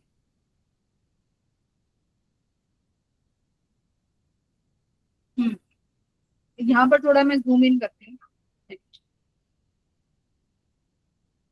ये मेरे को ये यहाँ से लेके बेटा ये वाली डिस्टेंस चाहिएगी ना, क्योंकि इसी के अबाउट निकालना है, इसके अबाउट। ऐसे बोलो, तो ये दूरी चाहिएगी कि नहीं चाहिएगी, और ये डिस्टेंस कितना बनेगा कोई बता सकता है। देखो इसके सेंटर से ये वाली दूरी कितनी होगी, हर एक सर्कल का रेडियस r है, तो ये भी r और ये भी सेंटर पे है तो ये भी r। तो ये जो रेड वाली है इसका डिस्टेंस कितना हो जाएगा, √2r। अंडर में 2r स्क्वायर, √2r हो जाएगा ना, हाइपोटेन्यूज सा बन गया, r² plus r² into √2r। तो अब क्या लगा दो भाई, पैरेलल एक्सिस थ्योरम लगा दो है। मुझे उस z एक्सिस मैम √2r आएगा या फिर r² आएगा? नहीं, r बाहर आ जाएगा ना, बाहर निकाल लिया भाई। रूट के बाहर आ जाएगा ना r स्क्वायर, मैम तो रूट बाहर है वो r r। बाहर है ना। ठीक है, अब देखो हमें इस I1 के अबाउट लिखना है और ये मेरा ICM है, तो कैसे लिखोगे आई सर्कल का, I1 का कैसे लिखोगे? I1 का आप लिखोगे मैम ICM प्लस मास, इन दोनों एक्सिस के बीच की दूरी जो तुमने अभी √2r निकाली है उसका स्क्वायर। अब बताओ, मैं इस 4 से मल्टीप्लाई कर दूं क्योंकि मेरे पास 4 स्क्वायर है, सॉरी 4 सर्कल है। अब बात आई कि मैम जो ये m है, ये m क्या है? मैं मान लेती हूँ कि बेटा जो एक सर्कल है ना, इसका मास छोटा m है, ठीक है, तो मैं यहाँ पे ये छोटा m लिखती हूँ। क्या हम इस छोटे m को निकाल सकते हैं? बिल्कुल। जो कैपिटल M है वो पूरे किसका मास है? स्क्वायर प्लेट का। इस कैपिटल M कितने एरिया में है? पाई, नॉट पाई, सॉरी, यहाँ तो वो है ना, ये लेंथ इंटू ब्रेथ, तो कितने लिखोगे? 4r इंटू 4r, इतना मैम एरिया में टोटल मास M है। तो भाई आप कहोगे मैम 1 यूनिट एरिया में कितना हो गया? 1 यूनिट एरिया का कितना हो जाएगा? m/16r square, correct. और मुझे इस सर्कल का एरिया चाहिए, तो इस सर्कल के एरिया का मास कितना हो जाएगा? इसका एरिया है πr स्क्वायर, तो इसका स्मॉल m कितना हो जाएगा? मल्टीप्लाई किससे कर दूं? पाई कैपिटल R स्क्वायर से, तो स्मॉल m किसके बराबर आ गया? कैपिटल M/16 पाई। बोलो अब तो कर लोगे। ICM कितना हो जाएगा? mr²/2 plus small m √2r का स्क्वायर मल्टीप्लाई 4 कर देना। ये जहां जहां स्मॉल m दिख रहा है उसकी जगह ये लिख देना, और पहली वाली इक्वेशन जो है इसमें से सेकंड को माइनस कर देना। कर लोगे बेटा? Yes ma'am. हाँ, वेरी गुड, बहुत अच्छे, करके देख लेना, आंसर आ जाएगा, बहुत इजी था। पैरेलल एक्सिस थ्योरम लगानी है, इसलिए मैंने बोला पैरेलल एक्सिस थ्योरम और परपेंडिकुलर एक्सिस थ्योरम जान है इस चैप्टर की। अरे ये क्या हो गया?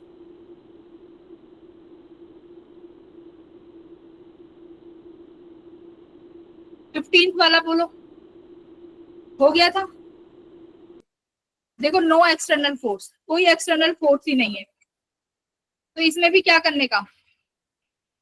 रोटेशनल इक्विलिब्रियम सेट करने का, और रोटेशनल इक्विलिब्रियम सेट करने का तो मतलब टॉर्क नेट कितना करने का? 0 करने का। टॉर्क नेट 0 हो जाने का मतलब एंगुलर मोमेंटम कंजर्व करने का, तो मतलब L इनिशियल किसके बराबर हो जाने का? L फाइनल के। इतना तो हमें समझ में आया। अब ये देखना है कि इनिशियली मोमेंटम क्या है और फाइनली मोमेंटम क्या है। L का फॉर्मूला बेटा एक ही फॉर्मूला है, I ओमेगा।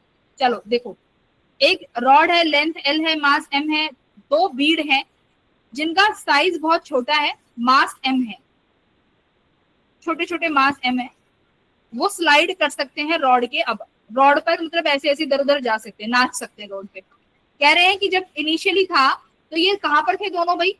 सेंटर पे थे। और सिस्टम कहां पे रोटेट कर रहा है? सेंटर पे ही पास कर रहा है ओमेगा से, ठीक है। तो ये रॉड, ये तुम्हें जो दिखाया हुआ है ना, ये डिस्टेंस एक्चुअली में है नहीं। एक्चुअली में कैसा होगा? समझ गए एक्चुअली में कैसा होगा? इनिशियली इस सेंटर, इसी के अबाउट वो घूम रहा है तुम्हारा रॉड, और यहीं पर क्या बैठे हैं? दोनों बीड्स बैठे हैं। इनिशियली ऐसे ही होगा ना? Yes ma'am. बीट्स ऐसे हैं या फिर एक के बगल में एक है रोड पे? उन्होंने बोला है उसका साइज मैटर नहीं करता, मास है, ठीक है। तो इसका मतलब ये है कि वो दोनों सेंटर पे हैं। सेंटर का मतलब ये है कि दोनों उस एक्सिस पे लाई कर रहे हैं जो एक्सिस घूम रही है।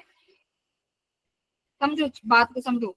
उन्होंने बोला है कि इनिशियली दोनों बीड्स सेंटर पे बैठे हैं, और जो जिस अबाउट के तुम्हारी रॉड घूम रही है वो मिड पॉइंट से ही पास कर रही है। तो मुझे एक बात बताओ, अगर मुझे इस स्मॉल m का मोमेंट ऑफ इनर्शिया लिखना है सेंटर के अबाउट, क्या बनेगा?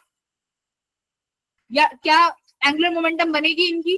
स्मॉल एम की, अगर वो सेंटर पे घूम रही है तो रोटेशन। No ma'am.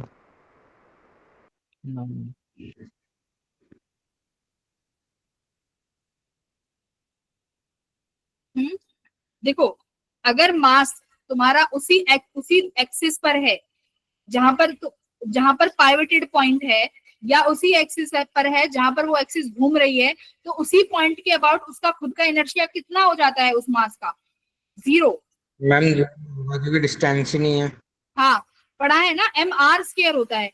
तो इस m का इसी एक्सिस के अबाउट मोमेंट ऑफ इनर्शिया 0 हो जाएगा ना भाई, हो हाँ जाएगा, मैम। समझ गए, हो जाएगा। तो इनिशियली जो इनर्शिया है, मैं आई ओमेगा लिखने जा रही हूँ, सपोज करो इनिशियली ओमेगा नॉट गिवन है, तो इनर्शिया बस इस रॉड का बनेगा, किसके अबाउट लेंगे भाई? इसी एक्सिस के अबाउट। कितना हो जाएगा? ml²/12। ठीक है, फाइनली हम मान लेते हैं कि जो ओमेगा से घूमेगा वो ओमेगा घूमेगा, लेकिन क्या बोला है? घूमते घूमते घूमते घूमते तुम्हारे बीड्स कैसे हो गए हैं? एज पे चले गए हैं, यहाँ पे m और m। अब क्या हो जाएगा बताओ? अब क्या हो जाएगा? ये वाली दूरी और ये वाली दूरी लिखनी पड़ेगी ना इनकी। हाँ मैम। तो लिख दो, क्या दिक्कत हो गई? फाइनली आप लिखोगे, एक तो मैम रॉड का तो कुछ नहीं बदलेगा, ml²/12 ही रहेगा।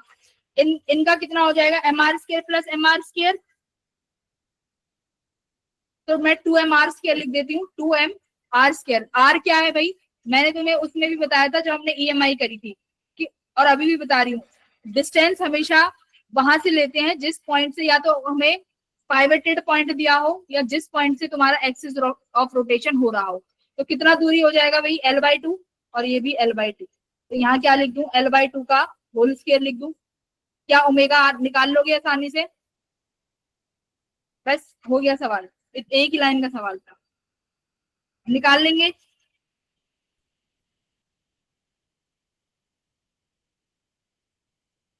गर्म हो जाएगा, वेरी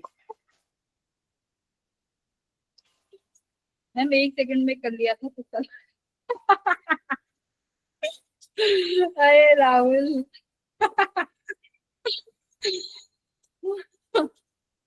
ये राहुल वही बनेगा जैसे स्टूडेंट ऑफ द ईयर में होता है ना, जय माता दी, जय माता दी कर करके फर्स्ट फर्स्ट आ जाता है। वो सब देखते हैं, अरे ये फर्स्ट कैसे आ गया? स्टूडेंट ऑफ द ईयर देखिए किसी ने? उसमें देख लेंगे बाद।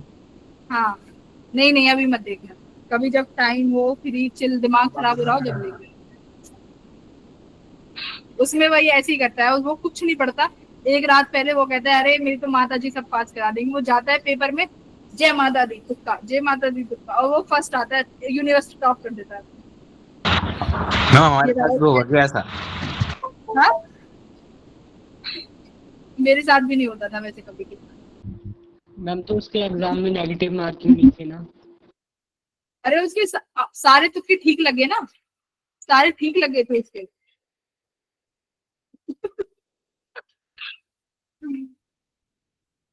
हाँ, मुझे भी यही लग रहा है।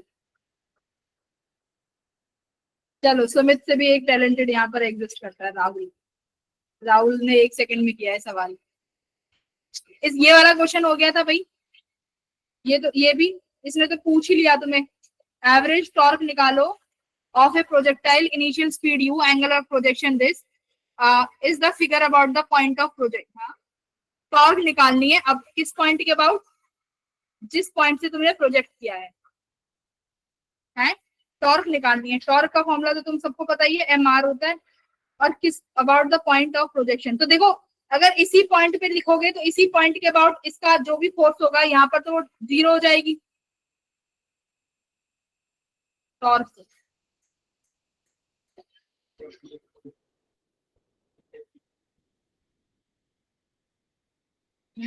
एवरेज टॉर्क है ये, एफ होता है dp/dt। तो एल को कर सकते हैं, टॉर्क को कर सकते हैं हम dl/dt। ठीक है, तो इनिशियल और फाइनल पॉइंट पे एंगुलर मोमेंटम निकाल लो। dl/dt को क्या लिख सकते हो? L L L final minus L initial. तो इनिशियली इसी पॉइंट के अबाउट तो इसका खुद का इनर्शिया 0 ही हो जाएगा, तो एल इनिशियल तो तुम 0 कर दोगे। एल फाइनल निकालना है बेटा पी पॉइंट पे, क्यू पॉइंट पे। क्यू पॉइंट पे कैसे होती है हमारी वेलोसिटी, यहाँ होती है u cos थीटा और नीचे की तरफ होती है u sin थीटा, ऐसे ही होता है। जब डायरेक्ट ग्राउंड पे आ गया तो u cos थीटा आगे, u sin थीटा नीचे। अब देखो अगर u cos थीटा का इसी पॉइंट के अबाउट वो लिखोगे मोमेंटम, तो कितना आएगा 0 u cos थीटा की वजह से। u sin थीटा का कितना आएगा, ये तुम्हारा पॉइंट है जिसके अबाउट निकालोगे u sin थीटा ऐसे है, और ये वाली डिस्टेंस कितनी हो जाएगी है रेंज, यस मैम ये वाली रेंज। डिस्टेंस, ये रेंज हो गई, ये u sin थीटा है। तो फॉर्मूला क्या होता है mvr, mvr mark as it is, velocity कितना है u sin थीटा, रेंज कितना हो जाएगा भाई, यहाँ पे रेंज r की वैल्यू रेंज है, रेंज लिख देना, फाइनली आ गया।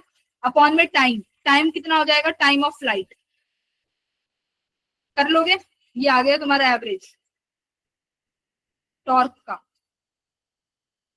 देखो जब भी ऐसे समझ में ना आए ना, तुम अपना ट्रांसलेशन वाले में चले जाया करो, वो तो तुमने सीखा हुआ है अच्छे से कि क्या कर सकते हैं, और यहाँ पे तुम्हें पता ही है कि किस पॉइंट के अबाउट कैसे टॉर्क लिखना है, कैसे मोमेंटम लिखना है। तो ये दूरी यहाँ से लेनी है इसके अबाउट, क्योंकि इसके अबाउट वो पूछ रहा है। तो ये दूरी हो गई u cos थीटा का, इसके अबाउट ही 0 हो जाएगा, तो u sin थीटा बचेगी से। क्लियर है, चलो रेंज लिख लेना भाई, रेंज क्या होती है u square sin 2 theta ma'am जो टी है टाइम ऑफ, फिर वो कैसे कटेगा, जो टी है वो कैसे कटेगा फिर? नहीं नहीं रेंज लिखोगे ना, मैक्सिमम रेंज। रेंज क्या होती है u square sin 2 theta upon कितना होता है g होता है ना, सिर्फ ये 2g होता है, और हाई फिर क्या लिखोगे टाइम ऑफ फ्लाइट, वो कितना होता है 2u sin theta upon g। Yes ma'am. तो इनको यहाँ पुट करना है, sin 2 थीटा को 2 cos थीटा, 2 sin थीटा लिख देना, कुछ ना कुछ कैंसिल हो जाएगा उस हिसाब से। देखो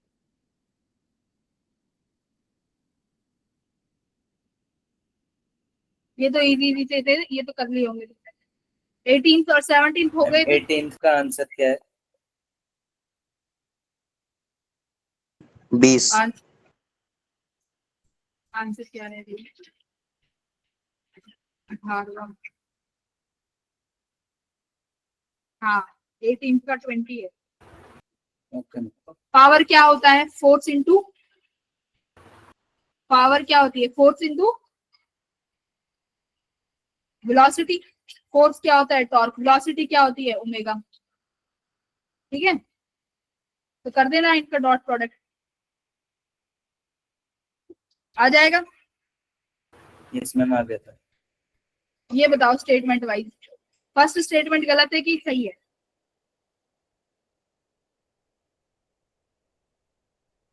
हर्षित बता, हर्षित तो कुछ बोल ही नहीं रहा, पता नहीं क्या कर रहा है। मैम यहीं पे हूँ। ना आरुष बोलता, आरुष क्या चल रहा है भाई, है आरुष? हमें सही है। Yes ma'am. आरुष क्लास में है तू?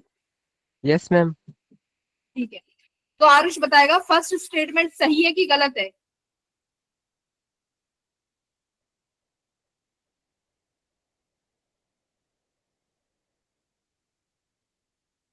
जल्दी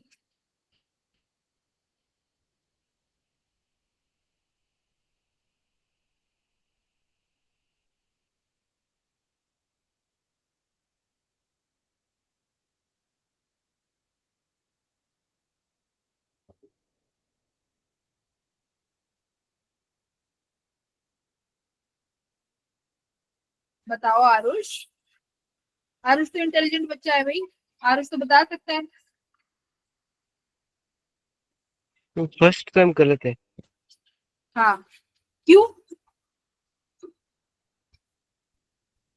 चलो देखते हैं। देखो एक रॉड है भाई, क्योंकि ना हम्म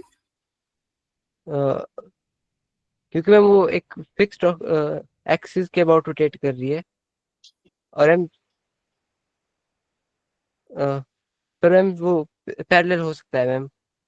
एक्सेलरेशन तो पैरेलल होता है। हम जो एक्सेलरेशन वेक्टर होगा वो तो पैरेलल ही होगा। ठीक है, देखो पहला कह रहा है एक रॉड है is undergoing fixed axis rotation about one of its end, अपने किसी एंड के अबाउट फिक्स रोटेशन से घूम रही है। एंगुलर एक्सीलरेशन वेरिएबल है, ठीक है, ओमेगा, सॉरी ओमेगा बार बार बोलती हूँ, alpha. The acceleration vector of any two moving points on the road can not be parallel. ये कह रहा है कि एक्सीलरेशन वेक्टर जो है वो पैरेलल नहीं हो सकते। तो देखो एंगुलर एक्सीलरेशन और एंगुलर वेलोसिटी, अगर दो पॉइंट घूम रहे तो डायरेक्शन तो सेम ही होगी ना हर पॉइंट की। मान लो मैं एक ये पॉइंट लेती हूँ यहाँ पे ए और एक ये पॉइंट लेती हूँ यहाँ पे बी, ठीक है। मान लेते हैं कि भाई इनका एंगुलर एक्सीलरेशन कहाँ पर है, आउटवर्ड्स मान लेते हैं, और ऐसे ही बी पॉइंट का। तो भाई अगर दोनों का सेम डायरेक्शन में है तो दोनों पैरेलल होंगी ना, पैरेलल तो होंगी, तो कैन नॉट भी नहीं हो सकता। और याद रखना एंगुलर, जब तुम रोटेशनल वाला चैप्टर पढ़ते हो तो वहां पर हर किसी पार्टिकल की ओमेगा और एंगुलर एक्सीलरेशन इनकी डायरेक्शन सेम होती है, और डायरेक्शन सेम होगी तो पैरेलल होगा। सेकंड यानी ये हो गया फॉल्स। सेकंड वाला क्या हो जाएगा भाई, वेलोसिटी, हाँ सही है, वेलोसिटी सबकी अलग अलग होती है पर ओमेगा सबका क्या रहता है, सेम। ओमेगा सेम रहता है भाई, वी आर ओमेगा हो जाता है, तो आर अलग अलग रहेगा तो वी अलग अलग, ये सही है, ट्रू। तो statement 1 is false, second is true, D option. Inertia किस किस पे डिपेंड नहीं करता भाई, डिस्ट्रीब्यूशन ऑफ मास पर करेगा, एक्सिस ऑफ रोटेशन पे पक्का करेगा, पॉइंट ऑफ एप्लीकेशन फोर्स पे नहीं करेगा। हाँ, पॉइंट ऑफ एप्लीकेशन पे नहीं करेगा, यहाँ टॉर्क करती है। तो ऑप्शन नंबर सी। 21वां कर लोगे, यहाँ पर तुम्हें इक्वेशंस ऑफ मोशन लगानी है सर्कुलर में। कैसे, देखो 25 रेडियन पर सेकेंड, यानी ये तुम्हें ओमेगा दिया हुआ है, angular velocity from this to this, ये ओमेगा इनिशियल, ये ओमेगा फाइनल, और ये समय। तो v equals to U plus A T. देखो यहां से तुम क्या लिख सकते हो, ओमेगा, बस ये नोटेशन चेंज कर देना, ए निकल आएगा, अल्फा निकाल लोगे, अल्फा आ गया। पूछा है हाउ मेनी रोटेशन, यहाँ पे रोटेशन का सीधा सीधा मतलब किससे होता है, पहली बात तो डिस्प्लेसमेंट, एस से, हाँ थीटा, यानी डिस्प्लेसमेंट निकालनी पड़ेगी। अब तुम्हारे पास डिस्प्लेसमेंट का ले देके कौन सा, V square minus U square equals to 2as वाला फॉर्मूला है, v है, u है, a आपने निकाल लिया, आप s निकाल लोगे, यहाँ से s आ जाएगा, जो भी वैल्यू इसने पूछा है उसमें रोटेशंस कितनी होंगी। तो एक रोटेशन में मान लो कितना पार्टिकल कितना घूमता है, 2 पाई घूमता है। तो जब वो थीटा मान लो जो भी आएगा, इसने नंबर पूछा है कि रोटेशन कितनी बार होगा, तो उस टोटल को किससे डिवाइड कर दोगे, 2 पाई से कर दोगे, तो n आ जाएगा। देखो ध्यान से, थीटा आ गया, थीटा क्या है, टोटल एंगुलर डिस्प्लेसमेंट, करेक्ट। तो एक डिस्प्लेसमेंट में हम मान रहे हैं कि पार्टिकल कितना घूमता है रोटेशन में, 2 पाई घूमेगा। तो नंबर ऑफ रोटेशंस कैसे निकालोगे, थीटा अपॉन 2 पाई, थीटा एंगुलर डिस्प्लेसमेंट है, बोलो आ जाएगा। Yes ma'am. 22वां देखो बहुत इजी है, इसमें फिर से तुम्हें वही लगाना है, शायद इनर्शिया से ही होगा ये, उससे एंगुलर मोमेंटम कंजर्व से ही होगा, ये वाला भी कर लेना, ये बहुत इजी है 22वां। ये तो सारे 23वां कर लिया था। 23, हाँ बस ये तुम्हारा उससे हो जाएगा। मैम अगर ये बोर्ड का क्वेश्चन होता तो इसमें मार्क्स मिल जाते। इसमें गलत है क्या कुछ, मैम मैं कह रहा हूँ 23 अगर बोर्ड का क्वेश्चन होता तो मार्क्स मिलते, क्योंकि एक निकाल लिया था, एक नहीं निकला था। अच्छा, स्टेप मार्किंग होती तो मिल जाते, राइट। Yes ma'am. तो ratio of moment of inertia of the square plate axis 1 to axis 2 क्या है भाई, क्या दिख रहा है यहाँ पे, परपेंडिकुलर एक्सिस दिख रही है क्या, yes ma'am. Perpendicular axis theorem लगा दो यहाँ पे। A B C D E F, तो ये सी डी किसके बराबर होगा? ए बी प्लस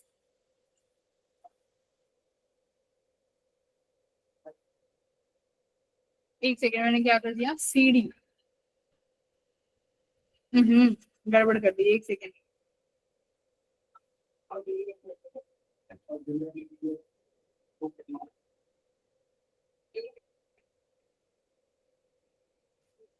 ठीक है, इसको मान लो ए बी। हाँ, ये अपना सी डी हो जाएगा। तो सी डी किसके बराबर हो गया? A B plus E F के, और दोनों इनटू द मतलब दोनों पैरेलल टू द प्लेन है, तो यहाँ से क्या लिखोगे? ए बी जो है किसके बराबर होगा भाई? ई एफ के बराबर होगा, राइट? तो आई सी डी तुम क्या लिख सकते हो? मैं आई सी डी जो मुझे यहाँ गिवन है, मैं 2 आई ई एफ लिखती हूँ, ठीक है?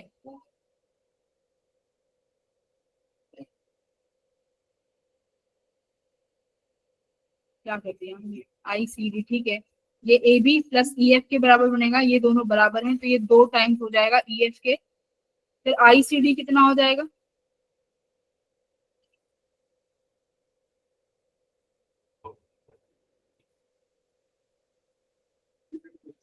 ये 1/2 क्यों आ रहा है? 1/2 है क्या इसका आंसर?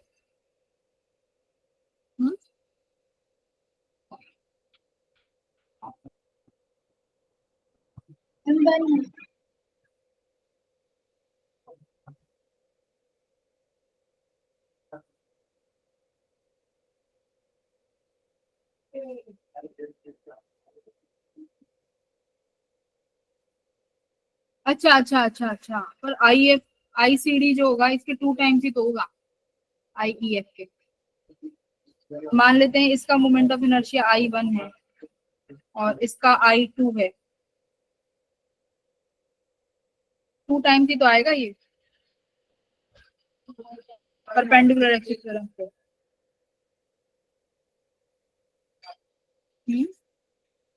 2 टाइम्स ही तो बनेगा ई एफ, और ये इसका आधा होता है वैसे। देखो ये तो है I1 जो है परपेंडिकुलर वाला, वो 2 टाइम्स ही तो होगा I2 के, ठीक तो है?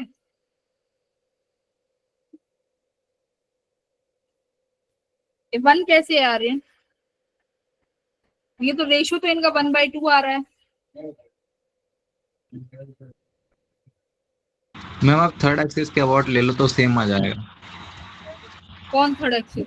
मतलब जेड एक्सिस के अबाउट ले लो, उसका हमें पता है ना ml²/6 होता है, तो उस हिसाब से हमारे पास जो परपेंडिकुलरली जा रहे हैं उन दोनों का भी सेम आ जाएगा, और जो डायगोनली जा रहे हैं उनका भी सेम आ जाएगा 2 टाइम्स, उससे वो वही तो दोनों किया बराबर है आ मैंने, जाएंगे। तो वही तो किया है। अभी मैंने एग्जैक्ट आई की वैल्यू नहीं रखी, बट अगर देखी तो करा तो वही है ना। मैंने डायामीटर वाला लिख लिया, इन दोनों के डायामीटर के प्लस करके इसके जेड एक्सिस के अबाउट बनेगा ना। Yes ma'am. हाँ, तो ए बी वाला और ए बी और ई एफ ये दोनों ऐड करके सी डी के अकेले ही तो बनेंगे। मैम ये सी डी के इक्वल नहीं बनेंगे मैम, ये परपेंडिकुलर जो नॉर्मल प्लेन होगा मैम उसके इक्वल बनेंगे ना मैम, जो जेड एक्सिस में होगा।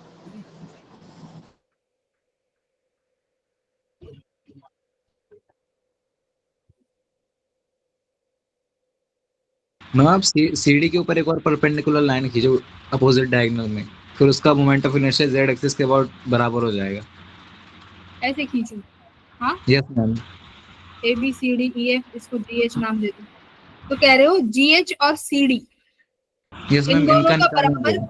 इन दोनों का बराबर जेड एक्सिस के बराबर आएगा, राइट? यस मैम, इन दोनों का प्लस। हाँ ठीक है, जी एच और बिल्कुल बराबर आएगा, करेक्ट। तो वो परपेंडिकुलर, यहाँ से हमने परपेंडिकुलर वाला निकाल लिया, करेक्ट। क्या कंफ्यूजन हो गई है?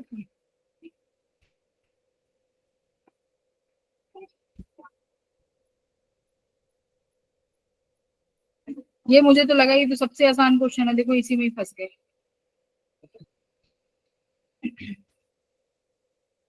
तो अगर मैं इन दोनों के अबाउट लिखूं तो सही बात है, ए बी और सी डी इन दोनों का जो सम होगा वो जो जेड एक्सिस में होगी उसके अबाउट होगा।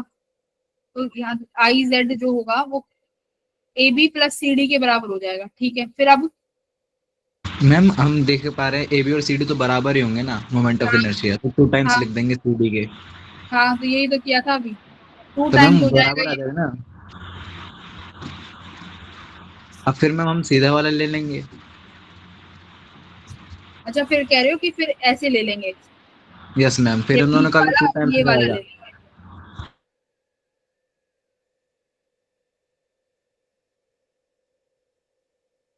एक सेकंड रुको, अगर मैं क्रॉस वाला लूँ तो ये परपेंडिकुलर के बराबर आएगा और इन दोनों का ऐसे आएगा। हाँ ठीक है, गॉट इट, सही है भाई। देखो ये इसमें थोड़ा सा कैलकुलेशन है ही नहीं, इसमें तो बस हम लोग ऐसे वर्बली भी सॉल्व कर सकते हैं कि मेरे पास यहाँ पर एक तो डायगोनल ऐसे बनेंगे, ठीक है, इन दो डायगोनल के अबाउट जो परपेंडिकुलर बनेगा उसका जो मोमेंट ऑफ इनर्शिया होगा वो इन दोनों डायगोनल के सम के बराबर होगा। ठीक है, परपेंडिकुलर एक्सिस पे। ठीक है, अब एक और डायगोनल हम कैसे बना सकते हैं, डायमेट्रिकली। जैसे ये एक्सिस 2 है, यहाँ पर 1 बना दूं, तो ये वाली 2 एक्सिस और जो थर्ड एक्सिस है इन दोनों का जो एडिशन होगा वो भी इस जेड एक्सिस के बराबर ही आएगा। 2 इक्वेशन बन जाएंगी यहाँ से। तो वहां से हम डायरेक्टली कह सकते हैं कि इन दोनों का भी बराबर ही बनेगा, फिर तभी तो इन दोनों का जेड एक्सिस का सम करके बराबर आ रहा है। समझे हैं? अब आया समझ में? ठीक है, गॉट इट गॉट इट। क्या कह रहे थे, 1 2 3 एक्सिस 1, ये 2 ये 3, इस एक्सिस को नाम दे दो 3। दोनों एक्सिस का सेम आ हाँ जाएगा, एक्सिस 1 हाँ, एक्सिस दोनों 2। एक्सिस का सेम आ जाएगा, तो जिससे हम कह सकते हैं, और ये दोनों एक्सिस अलग अलग से बनी हुई है, 2 तो क्रॉस से बनी हुई है और 2 बनी हुई है ऐसे हॉरिजॉन्टली और वर्टिकली करके, तो इसका मतलब वो वहां से सेम आ जाएगा। ठीक है, गॉट इट। फिर देखो 24 वाई बार ये वाला देख जाओ लास्ट। ये तो ये इसमें देखो फिर से रोटेशनल इक्विलिब्रियम लगाना है ना। क्या क्या कह रहा है, रॉड है जिसका मास ये है, 2 स्ट्रिंग से हैंग कर रहा है ऑफ इक्वल लेंथ फ्रॉम इस ceiling in the figure, the ratio of tension in the string is m/n। तो m प्लस n का रेशियो बनाना है, तो m प्लस n का सम बताना है। तो क्या होगा भाई, एक तो मुझे एक वेट, सबसे पहले तो मेरे को वेट दिख रहा होगा mg का, जो यहाँ से किसके अबाउट किसी भी एक पॉइंट के अबाउट अपनी मनमर्जी से टॉर्क निकाल दो। मैं तो ए के अबाउट निकालना चाहती हूँ, तो ए के अबाउट निकाल दो। तो ए के अबाउट जितने भी फोर्सेस हैं, जैसे यहाँ टेंशन ए मान लेते हैं, इस पॉइंट पे जो टेंशन हो जाएगी वो बी हो जाएगी। इस पॉइंट बेटा ए के अबाउट क्या लिख दो तुम, टॉर्क लिख दो सारे फोर्सेस की, आरएफ। तो ए के अबाउट टेंशन ए का कितना हो जाएगा टॉर्क, टेंशन ए का टॉर्क तो 0 ही हो गया, करेक्ट। फिर mg का लिखोगे, तो mg इंटू डिस्टेंस कितना बनेगा, l/2। फिर कितना किसका लिखोगे, टीवी का लिखोगे, तो टीवी कितनी दूर है, 3l/4। ठीक है, तो लेकिन ये ऊपर है तो इसका माइनस लग जाएगा, tension of B into 3l/4 किसके बराबर है, 0 से। यहाँ पे तुम टेंशन बी निकाल लेना, टीबी आ जाएगा। ठीक है, अगर तुम सेंटर ऑफ मास के अबाउट mg के अबाउट लो तो फिर डायरेक्ट टीवी निकल जाएगा। सेंटर के अबाउट ले ले तो ज्यादा इजी नहीं पड़ेगा, तो यहाँ से तुम टीबी निकाल लो। और अगर यहाँ पर देखो इन्होंने टीबी निकाल लो इस इक्वेशन से, तो अपर फोर्स अपॉन में डाउनवर्ड फोर्स कर दो, तो ऊपर लगने वाले फोर्स दोनों टेंशन है, नीचे लगने वाला mg है। तो ये भी तुम्हारा रोटेशनल इक्विलिब्रियम का टॉर्क का सवाल था। जिस पॉइंट के अबाउट लिखना चाहो उस पॉइंट के अबाउट लिख लो। mg के अबाउट लिख लोगे तो मेरे हिसाब से डायरेक्ट ही आ जाएगा रेशो, 2 पॉइंट लगाने की जरूरत नहीं पड़ेगी। हाँ, सेंटर ऑफ मास के अबाउट लिख लो। कैसे लिखोगे सेंटर ऑफ मास के अबाउट, TA का कितना हो जाएगा डिस्टेंस, l/2। सेंटर ऑफ मास से ये भी कितनी दूरी पे बनेगी,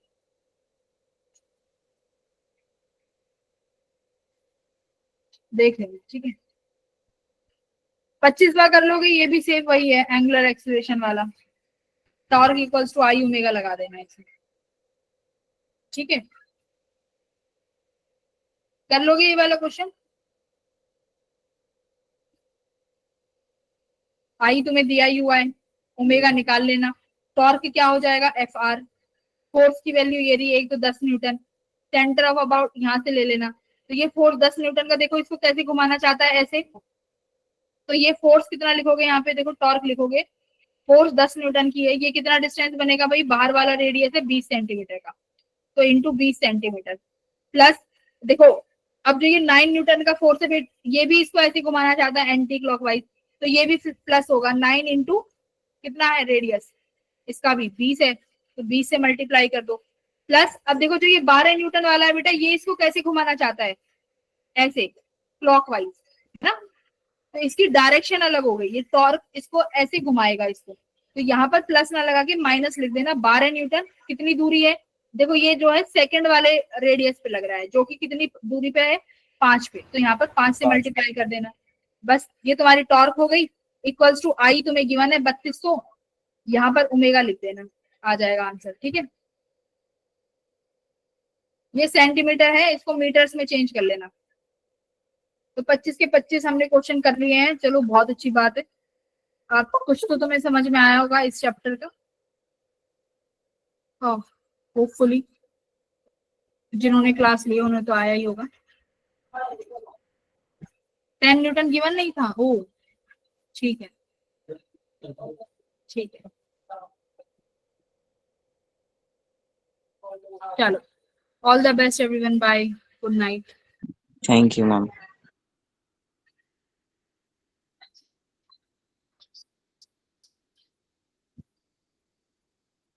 good night ma'am, bye. Good night Gaurav, bye.